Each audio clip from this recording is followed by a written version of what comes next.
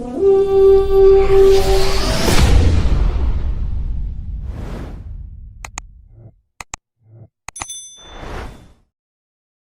up? What up? What up? And thank you for tuning in to the Skol State of Mind podcast. I've been gone for a minute, hasn't released a lot of videos in the past couple of days, but I'm back. I am back. And I just thought it was fitting that I will talk about some of the things that's being talked about a lot right now on social media. I mean, I'm going to dive into it. I'm going to give y'all my opinion on what I really think is going on with the Minnesota Vikings. And if we got time, I'm going to talk about some other things too. But with that being said, let me get the banner back up here with the ticker whatsoever. Let's get that up there, so everybody know how to subscribe to the channel, whatever. That's cool. So look,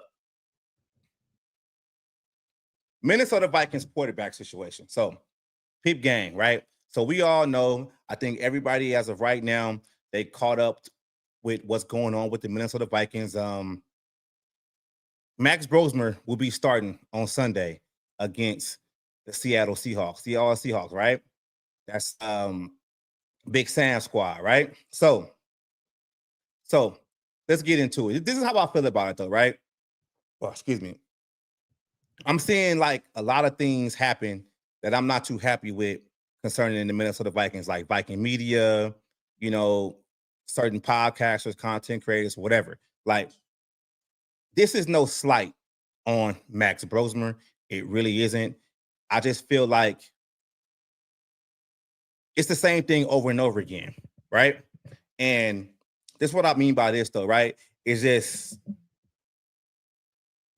media is forcing this shit on us. Like, oh, Brosmer is making every play in practice. Oh, he's a leader. Oh, he's doing this. Oh, he's doing that. And that's all cool, right? But I'm going to just ask y'all a question. We've been through the situation already. We heard this already.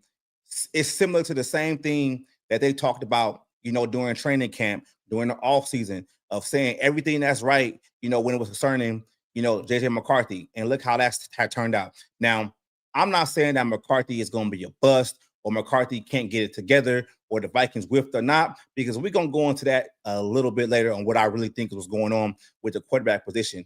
But I'm really tired of hearing all these overbearing, situations. Oh my God, he's doing this in practice. Oh, this guy, had a report and he said, he's a leader. And I'm tired of all this stuff, man. Can we just wait till Sunday and we can actually see what Max Brosmer is and what he's going to be? Now, I'm not buying it. And when I tell you guys that I'm not buying it, this is why I'm not buying it, right? On top of the fact, it's the same shit that they said with McCarthy, is we got to start looking at the common denominator. You feel me? The common denominator is Kevin O'Connell, right? So if Kevin O'Connell pretty much handpicked JJ McCarthy to be the quarterback of the future, and I know I'm going to get some pushback. People out there want to make shit up and want to change of what really happened. Y'all know damn well Kwesi Adofo-Mensah went on multiple fucking interviews talking about, hey, in this building, talking about the Vikings building, we trust Kevin O'Connell to make the decision on the quarterback. And Kevin O'Connell even stated himself that he was basically called the quarterback killer because the Vikings wanted to draft quarterbacks before, and he kind of puts a kibosh on it, nah, we're not going to do this or whatever. So let's not have selective memory over here. And why I'm saying this about Kevin O'Connell is because he identified McCarthy and he was supposed to develop McCarthy, right? And we're seeing McCarthy's development actually go backwards, right? Some of the things that he's doing on the field now wasn't things that he had problems with at Michigan. And I don't want people to be like, oh, you harping too much on McCarthy. We got to move on to Brosmer. Brosmer is not the quarterback of the future as of right now. You feel me? He's not. We don't know what Brosmer is going to be. So we're going to start this off with McCarthy. We're going to talk about McCarthy because that's what the whole offseason was about developing JJ McCarthy. Am I right or am I wrong? Feel me? So let's get back to Kevin O'Connell. Now, all that talk about him being a quarterback whisperer and stuff like that, I see some people out there trying to change that shit now and basically saying that he ain't the quarterback whisperer. He's the veteran quarterback whisperer. Well, that shit don't count. I'm just gonna call it for what it is. That shit don't count. He was brought in here to identify, develop a young quarterback for the foreseeable future, and he is failing on that right now. He really is. And for people out there to kind of like change the narrative or switch it up, I don't like it. I just got to keep it G all the way through. That's how I am. And if I'm wrong, I will come right on this channel and let you guys know that I'm wrong and be like, okay, it is what it is. Let's move on. But we're not about to cherry pick on the situation. It just gets me pissed off when you see people out there trying to blame Quasi, trying to blame everybody else instead of holding Kevin O'Connell accountable. And that's what we do on this channel. We hold everybody accountable when it's time to. Y'all know damn well how I roll. I talk about the defense when they don't do their job. I talk about the offense when they don't do their job. I talk about management when they don't do their job. So I'm just telling y'all out there, y'all got to stop with the switch up. That switch up gets on my damn nerves. And I understand that it's cool to be, have faith in your team all the time, right? But we got to look at it like this, though, bro. Since Kevin O'Connell has been the head coach of this football team, there's been a big quarterback carousel, right? Kirk Cousins re-signed him, didn't work out. Oh, he needs to get a young QB. Second season with Kirk gets hurt. Mullins plays, Dawes plays, Hall plays, right? Then, we go into the season last year where we got Sam Darnold, Daniel Jones, these guys on the roster. And now it's like, it's always ever changing. Stop making excuses for this man. Please. Please do.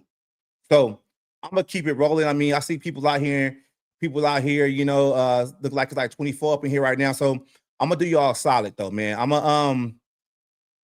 going to put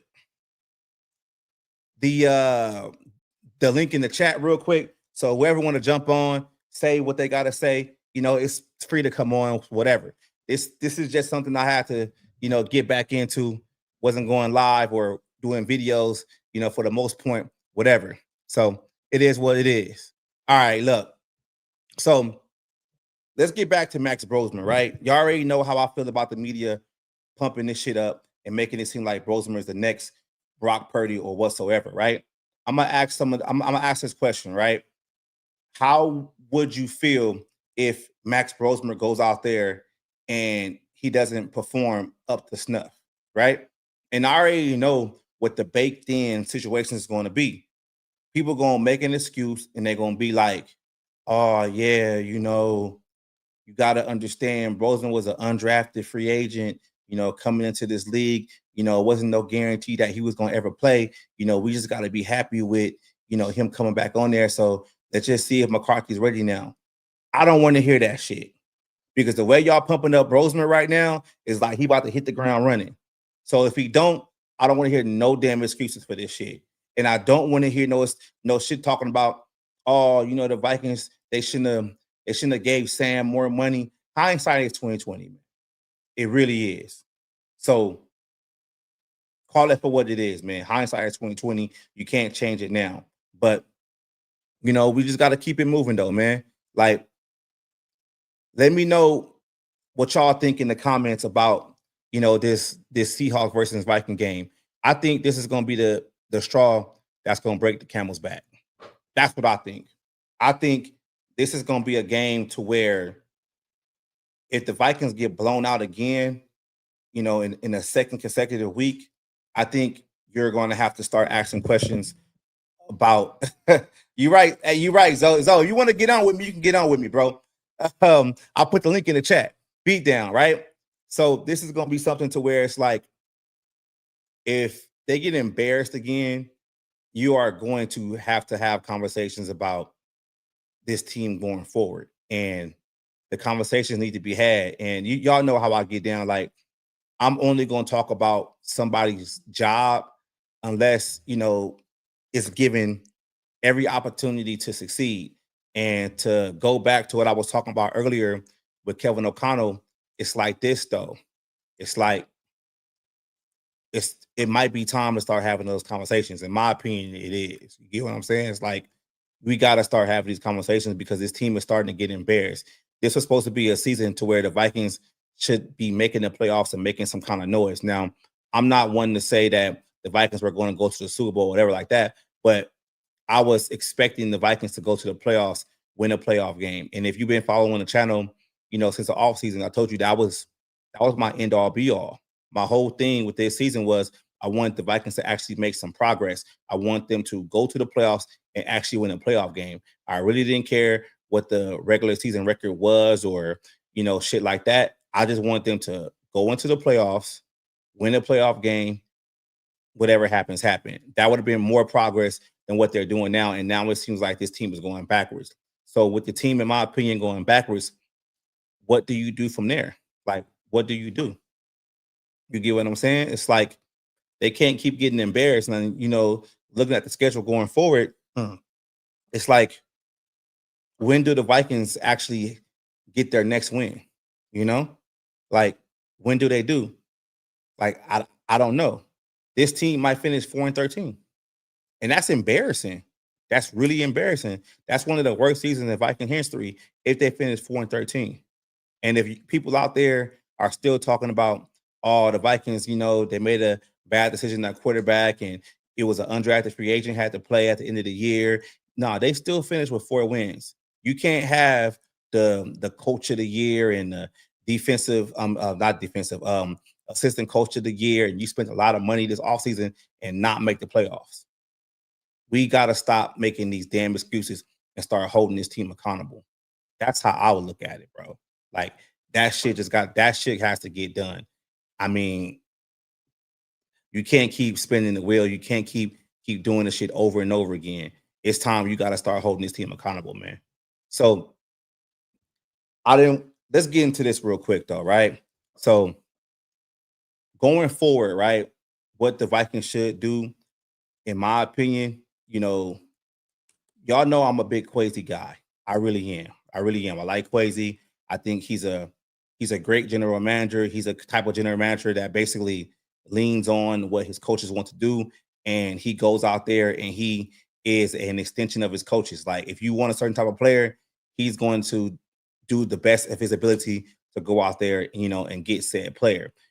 But if it came down to it, and if Kwesi had to go, like, I'm open to it. I just don't understand the fact of the matter of a lot of the talk out there is basically Kwesi is the problem and Kevin O'Connell isn't, and Kevin O'Connell's coaching staff isn't. And I've been, voicing my opinion multiple times, on all these platforms that when have you ever seen a team fire the general manager but keep the head coach, in play? Because it's basically like that head coach is going to, hire his own boss.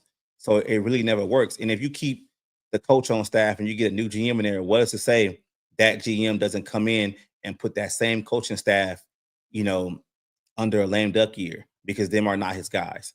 And you have to always think about it like some of your favorite players might be expendable at that point. I know there's something I talked about before, but I just got to keep breaking it up. Like, it just really makes no sense. You feel me? It makes no sense. So I think that's something that we shouldn't be talking about. If we talking about moving forward with this team and getting this team in the right direction, maybe it's best that the front office blows this whole thing up, that the owners blows this whole thing up. Bring in a new GM, bring in a new coaching staff, maybe retain 1 or 2 position coaches, preferably, Keenan McCardell. I think he's great with the wide receivers, and maybe that's it, and blow it up from there. Because how I look at it like this though, right?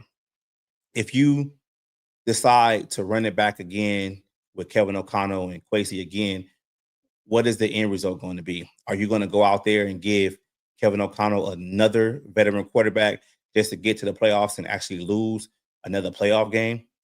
And that's something that we don't really talk about a lot. Like, if you look at the division right now, the Bears are doing good. They top of the division. They're going to the playoffs. The Lions, they struggling right now. They got to, figure some things out. But they've been to the playoffs and won multiple playoffs games in multiple seasons. We already know what the pack is. The Packers won been to the playoffs multiple seasons too and won playoff games. It seems like Kevin O'Connell, regardless of what's being done, during the season, he can't seem to get over the hump in the playoffs. And that's something that needs to be talked about too, on top of the fact that he's not doing the best of his ability to develop McCarthy, right? So I just think, it might be best that the Vikings might have to just, hey, blow this shit up and start over. And I know some people out there are going to be like, well, what do you talk about McCarthy? You're just basically backing McCarthy, but McCarthy's not good. I dived into a lot of film breakdowns the past couple of days since the last game we played. I watched Kurt Warner's, I watched Luke Brown's, I watched a couple of other people, with their film breakdowns, excuse me. And they all pretty much say the same thing, is that it's not just Kevin O'Connell's play calling, it's the play structure.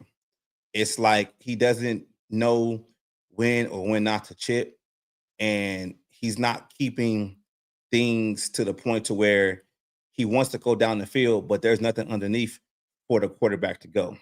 And that's why I'm not pretty much, too high on Max Brosmer, because it's like, well, what is it going to be? You feel me? Like, when Brosman plays on Sunday and this offense is still bad, what is going to be the excuse then? Like, that's my thing about it. Like, I just don't want to hear no shit to the point of being like, oh, he's an undrafted free agent. He was never forced to play. But this is the quarterback guru.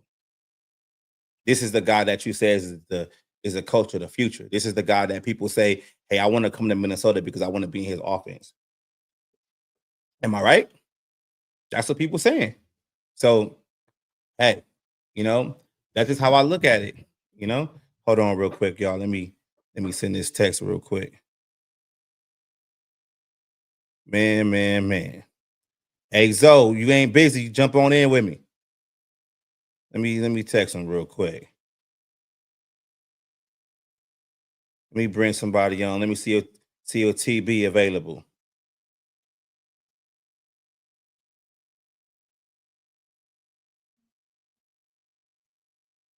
Hold on real quick. Hold on. Let's see who gonna jump in here too. Who gonna jump in here too? Man, if not, Okay, I see. I see you. I see you. I see you. I see you. That's what's up. That's what's up. That's what's up. That's what's up. So that's pretty much, man, like, trying to think of some other shit I got, That's all I really got to say right now, man. I just really wanted to come on here and vent, man, because I'm just really frustrated with this team. Like, for real. Like it's frustrating, let alone this team is losing. But then you got people in the media that's pumping this shit up like, we only have 4 wins. You know what I'm saying? Like, I just don't understand that. I really don't. Let me see who's in these comments. Hey, T-Bass, jump on, T-Bass. Jump on. Let me know what you got, T-Bass. Let me send the chat real quick for you. Boom, there you go. There you go. That's what T-Bass said. Right here. Yep. Yeah. I don't want to see him wait forever either. Like, what is it gonna be, man? Like, you're gonna have to pull the trigger, either now or next year. Because this team ain't finna make a run, next season and get another extensions. Like, when you gonna pull that band-aid? When you gonna pull that band-aid? You feel me? Like, that's just how I look at it. You can't keep the same regime around and doing the same thing over and over again, Like, you just can't do that. T-Bass said he can't get on. It is what it is. I'm on that West Coast time, Oh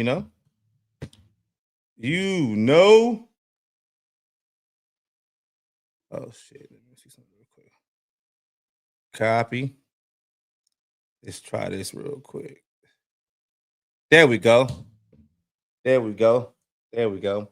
Hey, though, T-Bass, since you in the chat, though, who would you like to see take over this team going forward? Hey, You know what? You're right. It is. It is because you've went multiple seasons without developing young players on this roster. That's that's that's big right there, right? And Quasey is to blame for that. Like he's a general manager. It's been bad draft picks. But what I do say when it comes to the bad draft picks, I do say this though, right? Coaching has been really impatient when it comes to having patience with developing talent, right? Y'all remember that dude, Noshawn Wright, that Quasi traded for with the Dallas Cowboys for Andrew Booth, right? Well, for some reason he couldn't get on the field, but now he's basically leading the league in interceptions, more interceptions than this team actually has right now, right? Which is a big deal to me because it's like you can't blame Quasi for that shit because he brought him in. Now I got TB coming in. What up, Tony? What up, Tony? What's up? Can you hear me? Yeah, I can hear you. What's the word in Minnesota, man? It's mixed. There are some fans, they're calling out who they should, which is KOC. KOC. I've been seeing that lately. But with a lot of them, they're blaming JJ McCarthy and they're blaming Quasi. Okay. So many fans up here are still giving KOC a pass. Yeah. Which is what I expected, but there's blame to go all the way around. But if you're gonna blame somebody, got to look at it this way. Yep. We were told KOC is this offensive genius. We were told KOC is this quarterback guru. He can mold any quarterback into a proven starting NFL quarterback. Right. So somebody was giving us a line of bullshit because I ain't seen a damn thing from KOC that makes me want to trust him, not only with developing a quarterback, but calling an offense and running the team. Running a team. And you know what I hate, Tony? Like I've been pissed off. I don't know if you see me. I've been pissed off, and I've been going off because Vikings media, the purple dailies, the bigger accounts, like y'all all want to feed us this Max Brosmer bullshit, right? And this isn't a slight against Max Brosmer, but all this talk about him being ready, him making all the throws, like just talking so good about him. It's like, how can you take that seriously when it's the same shit they said about McCarthy? They said the same thing about McCarthy. D Woods, did we not hear the same thing in training camp? That's what we heard, and I'm just like, I'm sitting here thinking, like, y'all really buying this shit? Like, we heard the same thing. Oh, he's a leader. McCarthy can't miss. And then we get out there and we see what McCarthy look like. So you really want me to believe that Max Brosmer is doing all this in practice and he's going to hit the ground running against the defense? Get out of here. The only thing I can say in Brosmer's defense, since he was a Minnesota kid, played 1 year at the U of M, the offense that they ran with the Gophers is similar to the one that the Vikings run. Okay. So that would be that he's got that right there. But other than that, he only spent a year with us. Right.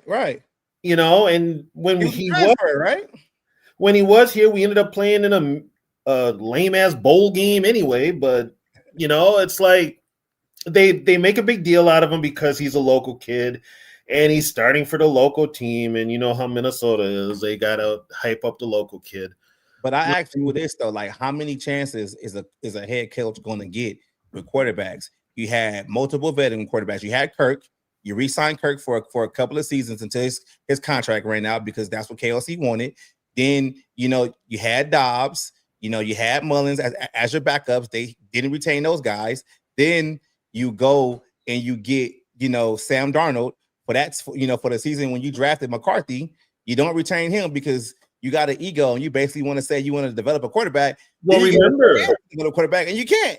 Remember when they drafted McCarthy, if McCarthy doesn't get hurt, he's going to be starting sometime in the middle of the season.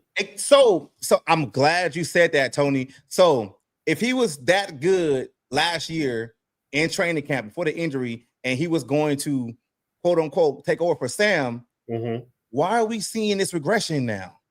Why? because it's coaching, bro. It's coaching.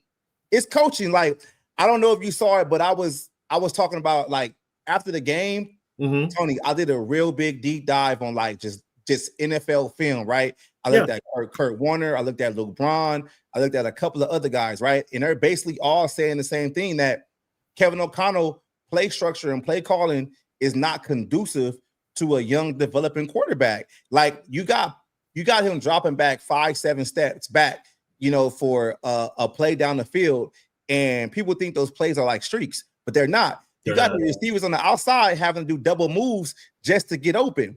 And then you got your two tight ends and your running backs chipping. They're not even running a route. So you basically only have 2 or 3 routes in the route tree against a defense that has maybe three cornerbacks, right? 3 DBs, 2 on the outside, one in the middle as a nickel, and then you got a safety, 2 safeties up top, and a linebacker taking over everything. That's why this offense sucks, because you don't have enough routes going out there. Like, it's basic football. Like, you're just running 3 routes on 7 guys. So 3 routes on 7 guys, I mean, I can divide. That's basically 2.5 men on each player. Yeah. By the way, just watching KOC's offense, you now see why he was never trusted to put together a game plan or call offensive plays. Yep. You see, and I'm about to piss off a bunch of Viking fans, and I don't care, because I'm going to just tell the truth right now. The only reason KOC took this job was because he wanted to call plays. That's it. He's going to be losing this job because he can't call plays. Well, if you know what, he'd have lost his job quicker if we had a real friggin' ownership. If we had somebody to step in and fire his ass, we would. But guess what? The scapegoat is going to be Kwesi. And I asked you this last time, Tony. If the scapegoat is going to be Kwesi, we have never seen a NFL organization fire the GM and keep the coach on staff and it actually work out. That creates more friction in the front office, because you're basically allowing the head coach to pick what his boss is going to be. And what if to say that management goes out there and they get like a hard-nosed GM that really knows football, that can scout or whatever, the first thing he's going to do is put Kevin O'Connell on notice. You know what? You're waiting a year. Just fire him now. You got to remember this, though. Everybody thinks KOC and Kwesi are on the same page. They haven't been on the same page since day one, because, first of all, Kwesi was not KOC's pick. Yep. Kwesi wanted hardball. Yep. So, but I'm telling you, Tony, I think I got this weird hunch about Kwesi. I just feel like he's a smart dude and he understands like management and stuff like that. He knows damn well if he gets fired, Kevin O'Connell will probably get another job before he gets another GM job. He probably will be one and done at the GM. He would probably have to go back to be, Andrew Berry's assistant and shit like that. He won't get a GM job anymore. Well, here's the thing with Kwesi, though. He's not a football person. A football guy. Well, he's really a Wall Street guy. See, it's this shit right here. I'm sorry. This is bullshit right here, bro. Bandit JV, no disrespect. We are not bringing in Mac Jones. And I'm going to ask you this, bro. How many quarterbacks are you going to give Kevin O'Connell to try to make the playoffs and win and lose a playoff game? Mac Jones is not it, bro. And if we wanted Mac Jones was available as a backup quarterback. That's why I was so pissed that the Vikings didn't go out and get a legit backup quarterback and put him on a multiple seasons. We don't need Mac Jones, okay? Stop bringing this shit up. The shit makes no goddamn sense. We have a young quarterback that needs to get developed, and that's Jason McCarthy. He might be playing bad now, but we ain't bringing in no damn Mac Jones. Here's the big thing, though. Here's the big thing, and this is what nobody's looking at. Everybody's saying we need to bring this player in, we need to bring that player in. Okay, people, use your brain. Do you really trust KOC with any of this shit? No, I don't anymore. I don't because Tony, how many quarterbacks that he's going to get? Head coaches don't get that many chances in the league. You might get a veteran quarterback. Okay, cool, it didn't work. Then you go draft one. Then you're fired because you missed what you got. Okay, you want some proof of how other teams operate? Let's take Philadelphia. Doug Peterson wins the Super Bowl. They fire him the next year when he doesn't make the playoffs. Out. Done. And guess what? Sirianni won the Super Bowl. If he doesn't fix that ship right now, he's going to be fired. But yet Minnesota's going to hang on to a friggin' below 500 coach. And keep giving them quarterbacks. Keeping up with excuse after excuse after excuse. This needs to stop. It needs to stop. It needs to stop. It needs to stop. It needs to stop right now. It makes no sense. Like, I just don't understand how Viking fans are just like brainwashed. You know what it is? For years, these people, the Viking fans have been told up here, we need to get a quarterback and keep a quarterback for as long as the Packers have kept their quarterbacks. In 30 years, they've had, 3 different quarterbacks? Yeah. 30 years, though. 30 years. Yeah. You know, they have Favre for a long time, Rodgers for a long time, and I don't know how long Love's going to last. But, granted, they got 2 Super Bowls out of it, but what else have they done?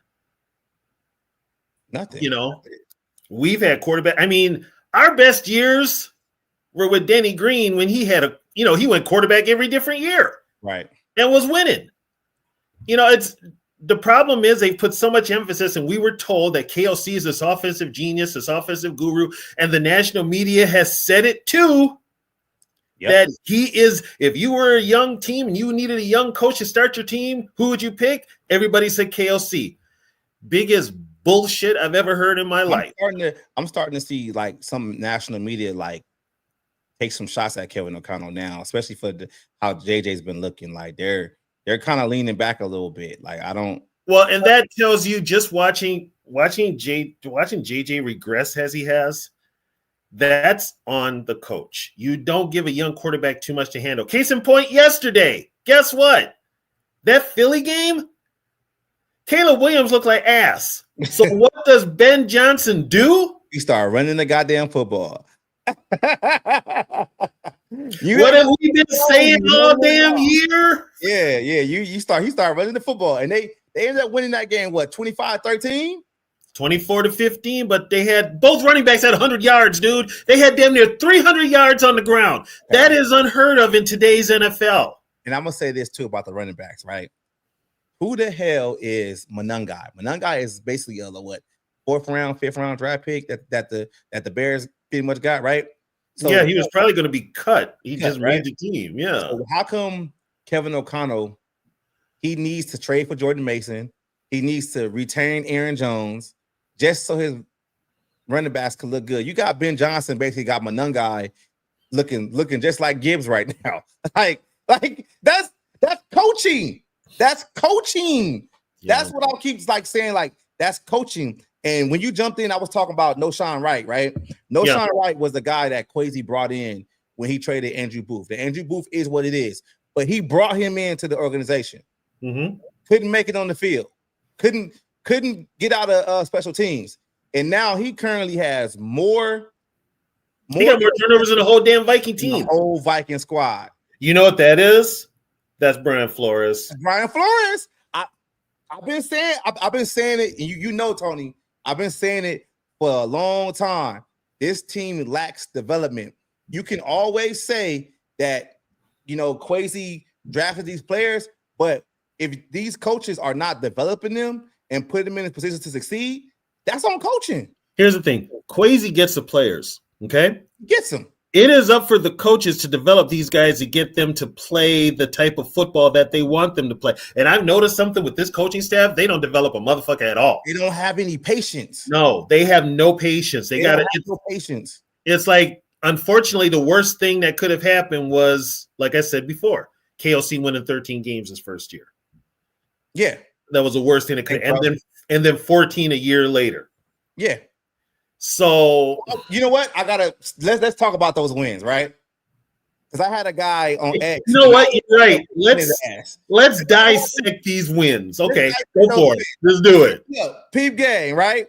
Mm-hmm. The first year, Kevin O'Connell, they won 13 wins. But how many one-score wins was in those 13 win season, right? I think they probably it was 10 of them. 11. Right? And Kirk Cousins had basically 10 fourth-quarter comebacks. What does a comeback mean? That means you were losing. You're losing. Right?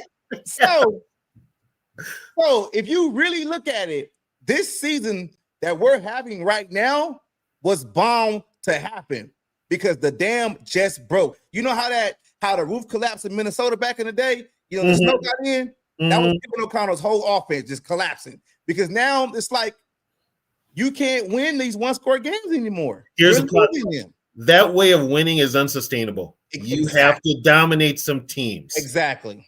You have to go out there, play 4 full quarters. Yep. You're lucky if you get 2 halves out of Kevin O'Connell at times because he'll put in the first 15 plays. He's fine. And then you got that lull between that and near the end of the game where all of a sudden he wakes up and realizes he's got to coach a football game. He got to coach a football game. It's just like those scripted plays in the first quarter. Yep. They look cool. They go down the field, kick a field goal, get a touchdown, whatever. Second, third quarter, offense disappears. Now they're down. So now him and his coaches are scrambling, trying to hurry up and try to get the team back. But I'm gonna say this though, too, Tony. If the defense didn't have a year that they had last year, they lose more games. Because you know what? The defense kept them in a lot of games. Yeah, you think about all the turnovers they had last year. The Viking offense was lucky working with a short field. They worked with a short field. This year, they got to run the distance, and it shows. It shows. It shows. See, we talk about football here. We watch the games. We analyze it. We're not just going to come on here and give you, hey, everything's going to be okay. We've been seeing this shit play out. This team is not good. It's not good. This offense is terrible. And what I'm noticing too, like I call Jefferson the great eraser, right? Because he erases a lot of bad play for quarterbacks. He does. As of right now, he's not able to do that. Alex is not able to do that because the offense is so bad. Their ability can't mask what's going on with this offense. They can't. No, it all falls back on. This falls on, as we've said before. It all falls back on Kevin O'Connell. Like, you have to have that conversation. And I said this too. I told Zoe this last week. I said, look, Kevin O'Connell going to be in trouble if they lose bad to Green Bay. Because the one thing about the Wills is they always want to know what's going on with Green Bay, and they don't want to get embarrassed by Green Bay. They got embarrassed last week. Now you got Seattle coming to Minnesota. Sam Darnold and them, they probably going to light the shit up, right? They lose again. And by the way, folks, I'm going to put this out there, and I'm going to cause some controversy. JJ ain't got a concussion. I'm glad you went there. He ain't got a concussion. Because you know what this is? It's considered a soft benching. Kevin, because now I'm glad you brought it there because I'm going to say this. I want everybody in the chat, I want y'all to think about it this way. How can Kevin O'Connell save his job this season? Soft bench McCarthy, put in Brosmer, and hope that Brosmer does better than McCarthy. Then he can say, well, I got a guy I can go into the season with next year. But this Seattle defense might not let that happen. He's trying to buy himself some time because he knows the writing's on the wall. Here's a funny thing, though. They just gave that idiot an extension. Hey. So the Wills will do it because they gave Spielman and Zimmerman extensions. They fired them. Yeah, they will do it. They fired them. But here's the thing now. When you've got a committee, you don't have one person making the calls with the Vikings. Right. It's a committee. This committee shit is the reason we don't have Harbaugh. It don't work. It doesn't work. Somebody's got to say, I'm grabbing the bull by the horns. I'm getting rid of him, and I'm getting a real head coach in here. And you know what? Let's see what JJ does under a real offensive guy. I think he can excel under a real offensive guy. I really think so. I don't think he's that bad. Cool. I just think McCarthy. I think Kevin O'Connell broke him. I think Kevin O'Connell. I said you might have heard me say this too. I said at the beginning of the year, because I was high on JJ and I still am. JJ McCarthy's kryptonite would be KLC. Yeah, I remember you saying that, and I was right. Yeah, it's Kevin O'Connell. Yeah, it just. With McCarthy, the stuff that he did well in college, he's not doing it here. And now he's developed more problems going forward. And it's like I've never seen that before. I mean, I would see a quarterback, get drafted and struggle here and there. He's actually went backwards. He's went backwards. Okay, Zoe, not Zoe, D Woods. Damn, I'm confused here. I'm old. Give me credit. Think about this.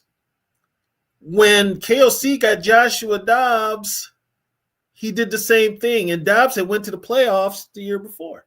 And you think, and think about Dobbs too, and we talked about this too, because remember when we was having a conversation about how the Vikings are getting multiple delay of game plays? Yeah. And we were saying, what we all say, Kevin O'Connell, shut the fuck up, get out the headset, tell them to play, and let the quarterback run it. So if you got a young quarterback that's 22 years old, coming from straight from college, you're in the headset telling them all these checks and what to look for, what to do, just making him robotic. You're not allowing him to feel the game himself. That's why when you drop backs, he's staring at the target so much, because that's what KLC is telling him where to go. Okay. D Woods, Catch is watching us, and he's in my ear right now because I'm about to say something nice about Kirk Cousins. And I can only say something nice about Kirk Cousins when Catch was around. All those times where Kirk would put his ear up to his... He was like that. Yeah. Right. Okay, guess what? We went through this in the Charger game. KLC takes forever to get the play in. And that's got to be frustrating. I hear the verbiage is so long to where it's just it's too much. And that's why when you see like you were seeing it with McCarthy, to where like I think he has a couple of plays with Mason where he goes back to hand the ball to Mason, but Mason's on the side. They say like the verbiage is like too long, and that's coaching. Yep. That's coaching. Remember what KLC said? In order to play quarterback for me, you have to learn my playbook. Yeah. Translation, I ain't adjusting for you. You got to play the way I want you to. And you know what, Tony? I'm glad you said that too. That's what they worked on all season. The whole off season, they only worked on McCarthy learning the playbook. They never worked on mechanics. They never worked on timing, and it shows. Yeah. That's what they worked. They just wanted McCarthy to learn the plays, and that's it. And Kevin O'Connell was like, I figured out when I get out there. And now it's like, it don't work that way.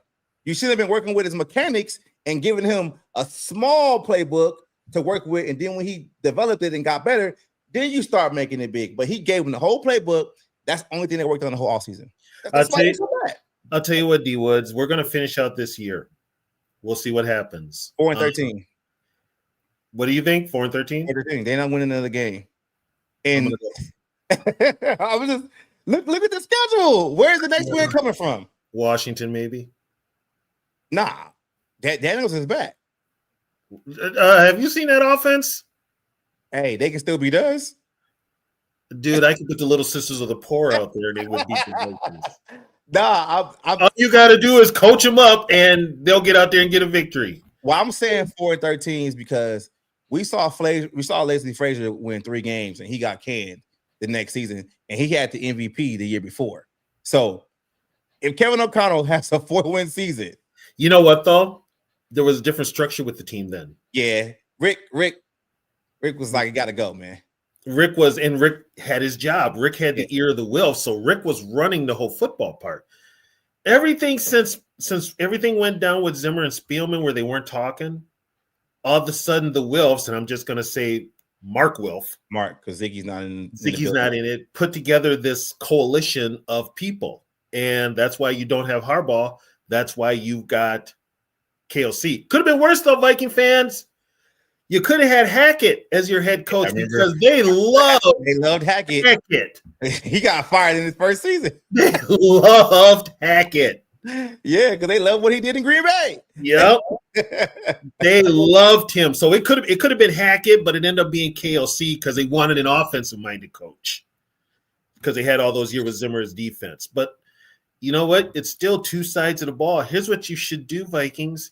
Get a head coach that is smart enough for both sides of the ball, and then you get coordinators to put in what they want to do, and your head coach overlooks the whole team. Yeah, that's what they need. We've got a coach right now, and it shows. He only took this gig to call plays. That's the only reason he took this gig. Mm-hmm. And right now, you take away, even if you look at those 13 wins one year, 14 wins, he's never dominated anybody. The team he beat the worst was this year's Cincinnati Bengals. Yeah. And that was without Joe Burrow. Yes, that was it. And you got to look at the losses too. if you look at those losses in the 13-win, 14-win seasons, they get dominated. You know what? Especially his first year. Yeah. He got beat by the Cowboys 40-3. That game was crazy. I think that was the game right after the Colts game where they had that crazy comeback, or was it the Buffalo game? That was after the Buffalo game. It was they went on that homestand. Yeah. Oh, by the way, I'm just gonna put this out there. Yeah, you beat the Colts, greatest comeback in NFL history. First of all, if you're a championship caliber football team, you're not losing 33-0 at halftime to a 4-win team with an interim head coach. Exactly. With Jeff Saturday as the interim head coach, Jeff Saturday. That was a damn joke, man. Like, come on. You was losing to Jeff Saturday, who just came from ESPN, didn't know shit about coaching. He just came over there. I was more mad because I was pissed because I'm a big Hurricane guy, right? Mm-hmm. So I was like, well, Reggie's been there the whole time. Why y'all didn't let Reggie Wayne be the interim head coach? So you want to get Jeff Saturday from off of ESPN to come down when you got Reggie Wayne that was right there that could do the same damn job? Like, come on, man. Come on, man. Yeah, it just, you can't. I'm not going to, that is not something I'm going to call that a badge of a hell no. I don't even bring that up. Nah. I don't even bring that up. I just, if you're going to be a Viking fan, especially a younger generation, you kind of got to pick and choose. But like I'm old enough to remember them in the Super Bowl. So unfortunately for your generation, I feel bad because you guys are stuck with the NFC title blow up. the curse of the NFC title game. You guys are stuck with the NFC title. I mean, it's and you're also stuck with inconsistent teams. Yeah, can't get over that. You're not consistent. It's like one year you're great, next year they're bad. Mm-hmm. Then they're great, then they're bad. That's that schedule. The same thing like Zimmer did. And this is what I don't understand too with Viking fans, right? Mm-hmm. You're not seeing like the same thing happen all over again. Mm-hmm. Zimmer was a defensive head coach, made the playoffs every other season. So now you're seeing it with Kevin O'Connell being an offensive-minded coach, doing the same thing. And these same people complained about Zimmer making the playoffs every other year, but now it's okay that Kevin O'Connell is doing the same thing. Because that's what it's going to be. They're not making the playoffs this year. They're not. No. So he's going to the playoffs every other year. That's like, come on now, like call it for what it is, man. Like, I'll just say, man, blow it up, man. At the end of the day, blow it up. See here now, you might remember this, D Woods. The reason Ryan Poles did not get the job here, he wanted to blow it up. He wanted to blow it up the first year. Yep. He didn't want to be competitive. He wanted to blow it up, get some draft picks, do what he needed to do, and now look at him. And what the hell did Mark Welf come out with his first friggin' interview? Competitive rebuild. Competitive rebuild. Now the rebuild is here. Now they got to rebuild. They got to go full on rebuild. Yeah, because we talked about it like, and it goes back. This goes back to what we said about the coaches not being able to develop players. They are happier and more comfortable with bringing in veteran free agents to fill roster spots versus them like developing players on the back end. And it seems like when players make mistakes, like Dallas Turner is not a bust. He can actually play. Dallas Turner's playing some damn good ball. Damn good ball, right? But you got people that think he's a bust because Flores will bench him because he didn't make a play or something happens or whatever. And it's just like, come on now. Like he doesn't make the splash plays. Yeah, but I'd rather a guy be consistent and not get ran over all the goddamn time than just, you're not going to get the splash plays all the time. You're not. In a game of football, you're going to have those guys that do the dirty work. They're not going to get the headlines. They're not going to get the limelight. They're going to do the dirty work. Right. And that's, Dallas Turner is kind of fitting in that. He does what he has to do. You don't, and when you do hear about him, it's not negative. I mean, that roughing the passer call was bullshit. I'd appeal it. I mean, friggin', you can't hit a quarterback now. Just put a dress on them little bitches and be done with it. But yeah, he's doing what he's supposed to do. He's solid. Yeah, solid. Yeah. And if you look at the offensive side of the ball, right, it's like, all right, cool. Now I'm gonna say it. Past couple of seasons, everybody complained about Ed Ingram and they complained about Garrett Bradbury. So Kevin O'Connell goes out there and tells Kwesi, spend the money because I need some interior offensive linemen. Kwesi says, okay, are we going to be competitive? He says, yeah. All right, cool. Kwesi goes out there and drafts Donovan Jackson, signs Will Fries, and he signs Ryan Kelly. Ryan Kelly brains is all scrambled. And if you actually, I don't like PFF, but it's a ruler or whatever. But if you look at Ed Ingram versus Will Fries on PFF, it's not even fucking close. You know what? Well, here's the deal. Ed Ingram left Minnesota, turned into Randall McDaniel. Garrett Bradbury left Minnesota, turned into Mick Tingelhoff. I mean, so that tells you everything you need to know right there about coaching. That's coaching. Yeah, because they didn't have the patience with the situation. I remember being on this channel right now and telling people, like, look, I know the offensive line is shaky, but it's the long developing plays down the field. Kevin O'Connell is asking these linemen to hold their blocks for too long. The plays are taking too long down the field. He still is. And that's why these guys look bad. So here's the worst of it. Will Fry, now you signed 2 players to big money. Yep. Fries and Kelly. Kelly is concussion prone. He's done. That should have been a bunch of red flags. Will Fries got hurt last year, broke his ankle or something. So he wasn't even ready for training camp. So he's coming off an injury. You know, and then you had a healthy Ingram there on the damn near rookie contract that you could have just plugged over there. And here's another thing too.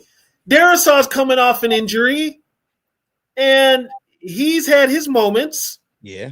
Your only real consistent player has been Donovan Jackson, and he's a rookie. And he's been out too for a reason. He was out with a hand injury. He's not playing tomorrow either. No, he's not. But the one that they overpaid is Brian O'Neill. Who the hell jumps off sides 3 friggin' times in your stadium? At home. Coaching. Cadence is too long. Coaching. I saw when those offsides were happening, because it was a lot on the tackles, right? I'm looking at Darrisaw, I'm looking at O'Neill like, why are they looking back? They don't know the damn cadence. They can't understand it. Like, I don't know what's going on. Yeah, I got a question for you now, D. Woods. After what we saw from Baltimore and Philadelphia this past weekend, if we had better coaching, do we beat them? At least by 10 points. At least by 10 points. I'm not the only. No, because I'm watching both of those games. I'm like, how the F did we lose to these? We had those games. So the Baltimore game, if Kevin O'Connell doesn't call those stupid ass passing plays on 3rd and short, they keep going, we could probably win the Baltimore game with field goals.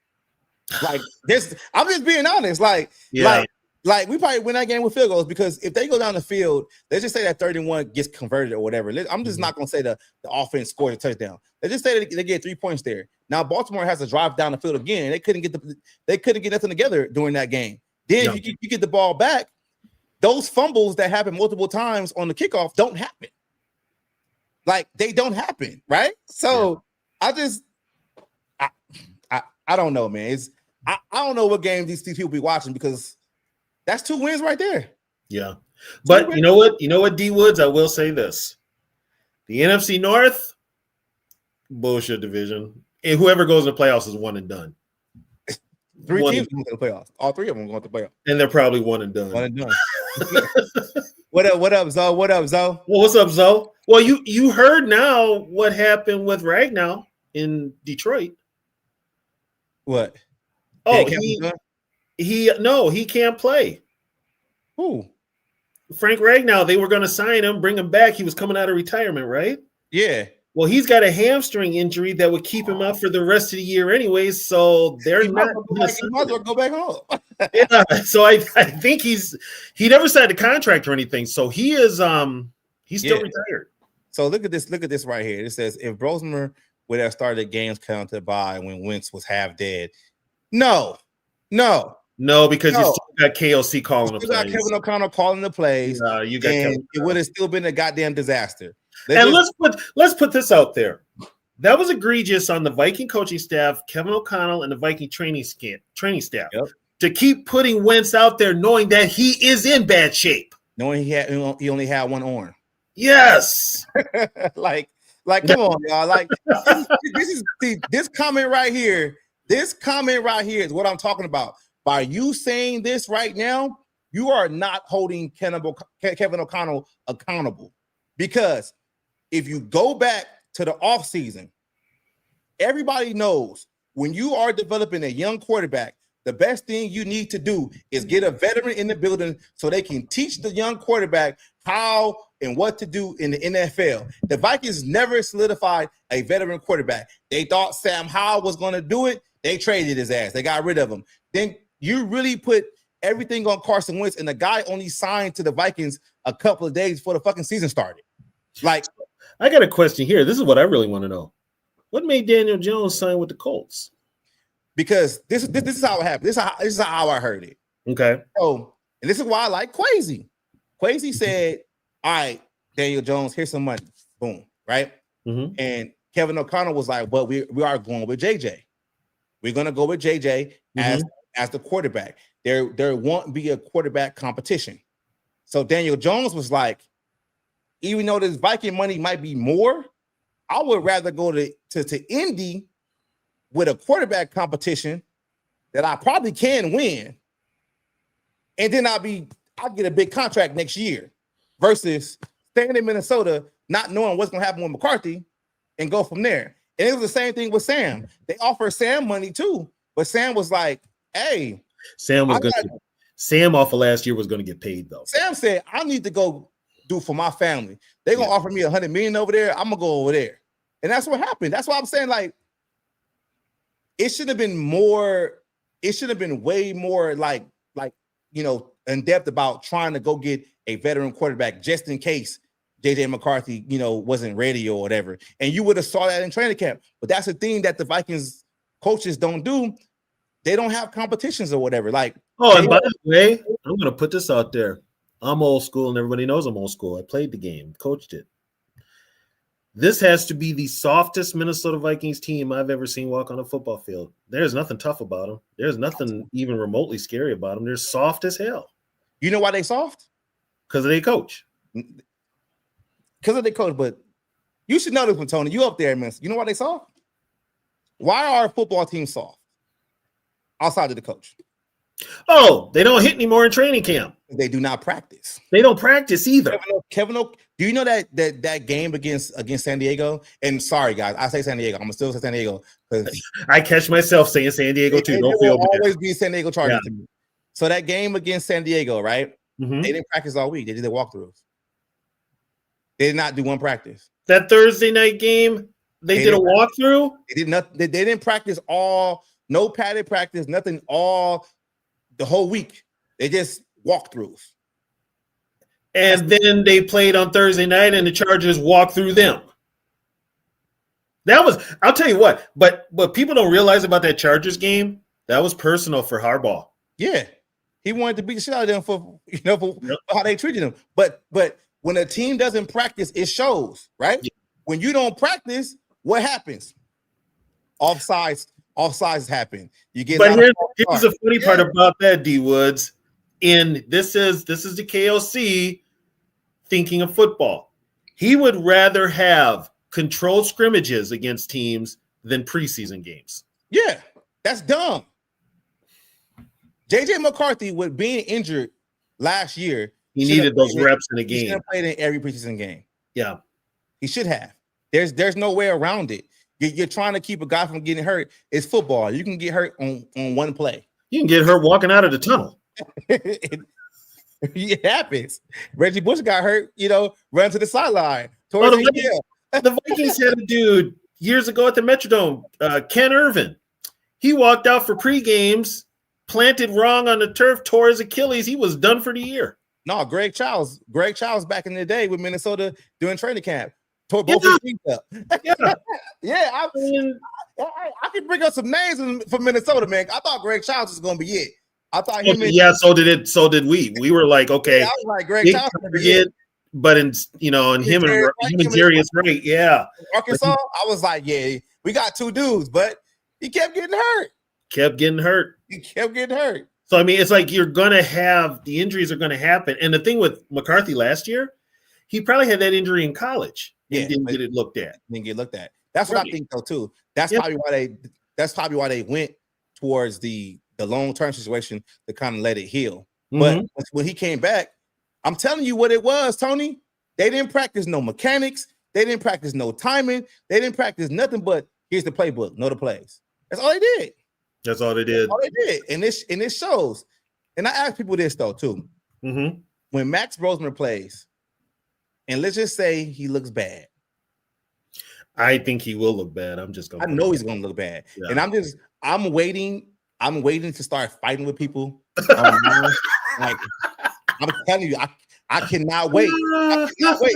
Because how I look at it is like this, though. It's how I look at it, Tony. Okay. Start blaming Kevin O'Connell then. Like, I don't want to hear, oh, you got to understand he's an undrafted free agent. He was never supposed to play. But you got the coach of the year, the quarterback whisperer. Why he ain't ready? So that lets you know that there's way more things going on with McCarthy because it's the same shit going on with Brosmer. That's a coaching thing. It's a coaching thing, man. That's a coaching thing. It's been a coaching thing because that did happen. That did happen. I do remember that. Oh, did he? Okay. Yeah. Okay. He got hurt against Penn. I didn't know that. Yeah, but and it will make you think that's probably why they handed the ball off so much last season because they couldn't trust him dropping back on that knee.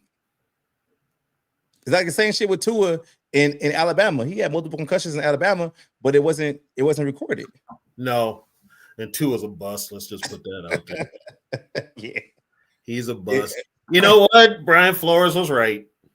Yeah, right. We knew he was right. Brian Flores was right, which is why he is going to get another head coaching job because they don't want that lawsuit to be made public. No. So he'll get another head coaching job, but they don't want that thing to be made public. I think he gets one this year. I think he goes to Cincinnati. I'll put it out there right now. He's in Ohio, Cincinnati or Cleveland. Cincinnati. Yeah. So, Tony, would you do this? So you said Ohio. You said Cincinnati or Cleveland. If the Browns fire Stefanski, would you welcome him back home as the head coach? If they decide to move on from Kevin O'Connell, we know he can develop a quarterback because he's been in the building and he had multiple positions with his team. Wasn't he on the Childress staff back in the day? Childress and Zimmer. Childress, Flores, and Zimmer. I think he got his start with Childress. Yeah, you're right. You're right, Cougar. He is a Giants guy. Yeah. Yeah. So I mean, yeah, he could. Would I welcome him back? Sure. Would he want to come back? I don't think so. I think you would. You know what though? I take that back. He left on good terms. Yeah, he left on good terms because he left on good terms. He left a year too early. And when I say a year too early, he left the year before Zimmer got fired. When he could have stayed another season on staff as the offensive coordinator again. Because he had that was that great year that he finally got the OC job. And he had that for a year and then he bolted and got the head coaching job. So I'm just Bob, would you rather have DeFilippo back? And what was he coaching in the spring league? I don't know. Like I think he was coaching in the spring league as a head coach. I'm like, yeah. Would you rather have DeFilippo back or whatever the fuck his name was? All I'm saying is I just want the Vikings to blow this coaching staff up and bring in somebody that's going to develop these players going forward because I can't keep blaming Kwesi. I can't blame Kwesi for putting the players in getting the players that these guys want, and then these guys can't coach them, and they, you can't get shit done. The sad part is though, D Woods, we're gonna have to wait another year. We might have to wait another 2 years. 2 years? 2 years? No way. 2 at the Why most. 2 years? Because KOC's got these motherfuckers hoodwinked. Even if he only wins 4 games this season, still? Yeah. But what would the excuse be? Give him time to develop JJ. You know what, McCarthy, you're gonna have to start calling your coach out in the what's name. He just might. If this keeps up, you're gonna have you're going to have and I told people this, McCarthy's going to be Fran Tarkenton, KOC is going to be Norm Van Brocklin. You're going to have that dynamic again where they don't get along because of the coaching style that KOC is and the playing style that JJ is. You're going to have that again. But the problem is management. The problem is those 40 wins that he has are, I mean, they got him on the Mount Rushmore of Viking coaches. They got him right up there with Bud Grant, for God's sakes. Nah, man. Nah. I wouldn't even, I can't put KOC over Zimmer right now. At least Zimmer. I can't put KOC over anybody. Dennis Green. I can't put him over Mike Tice. Mike Tice went to playoffs too and won a game.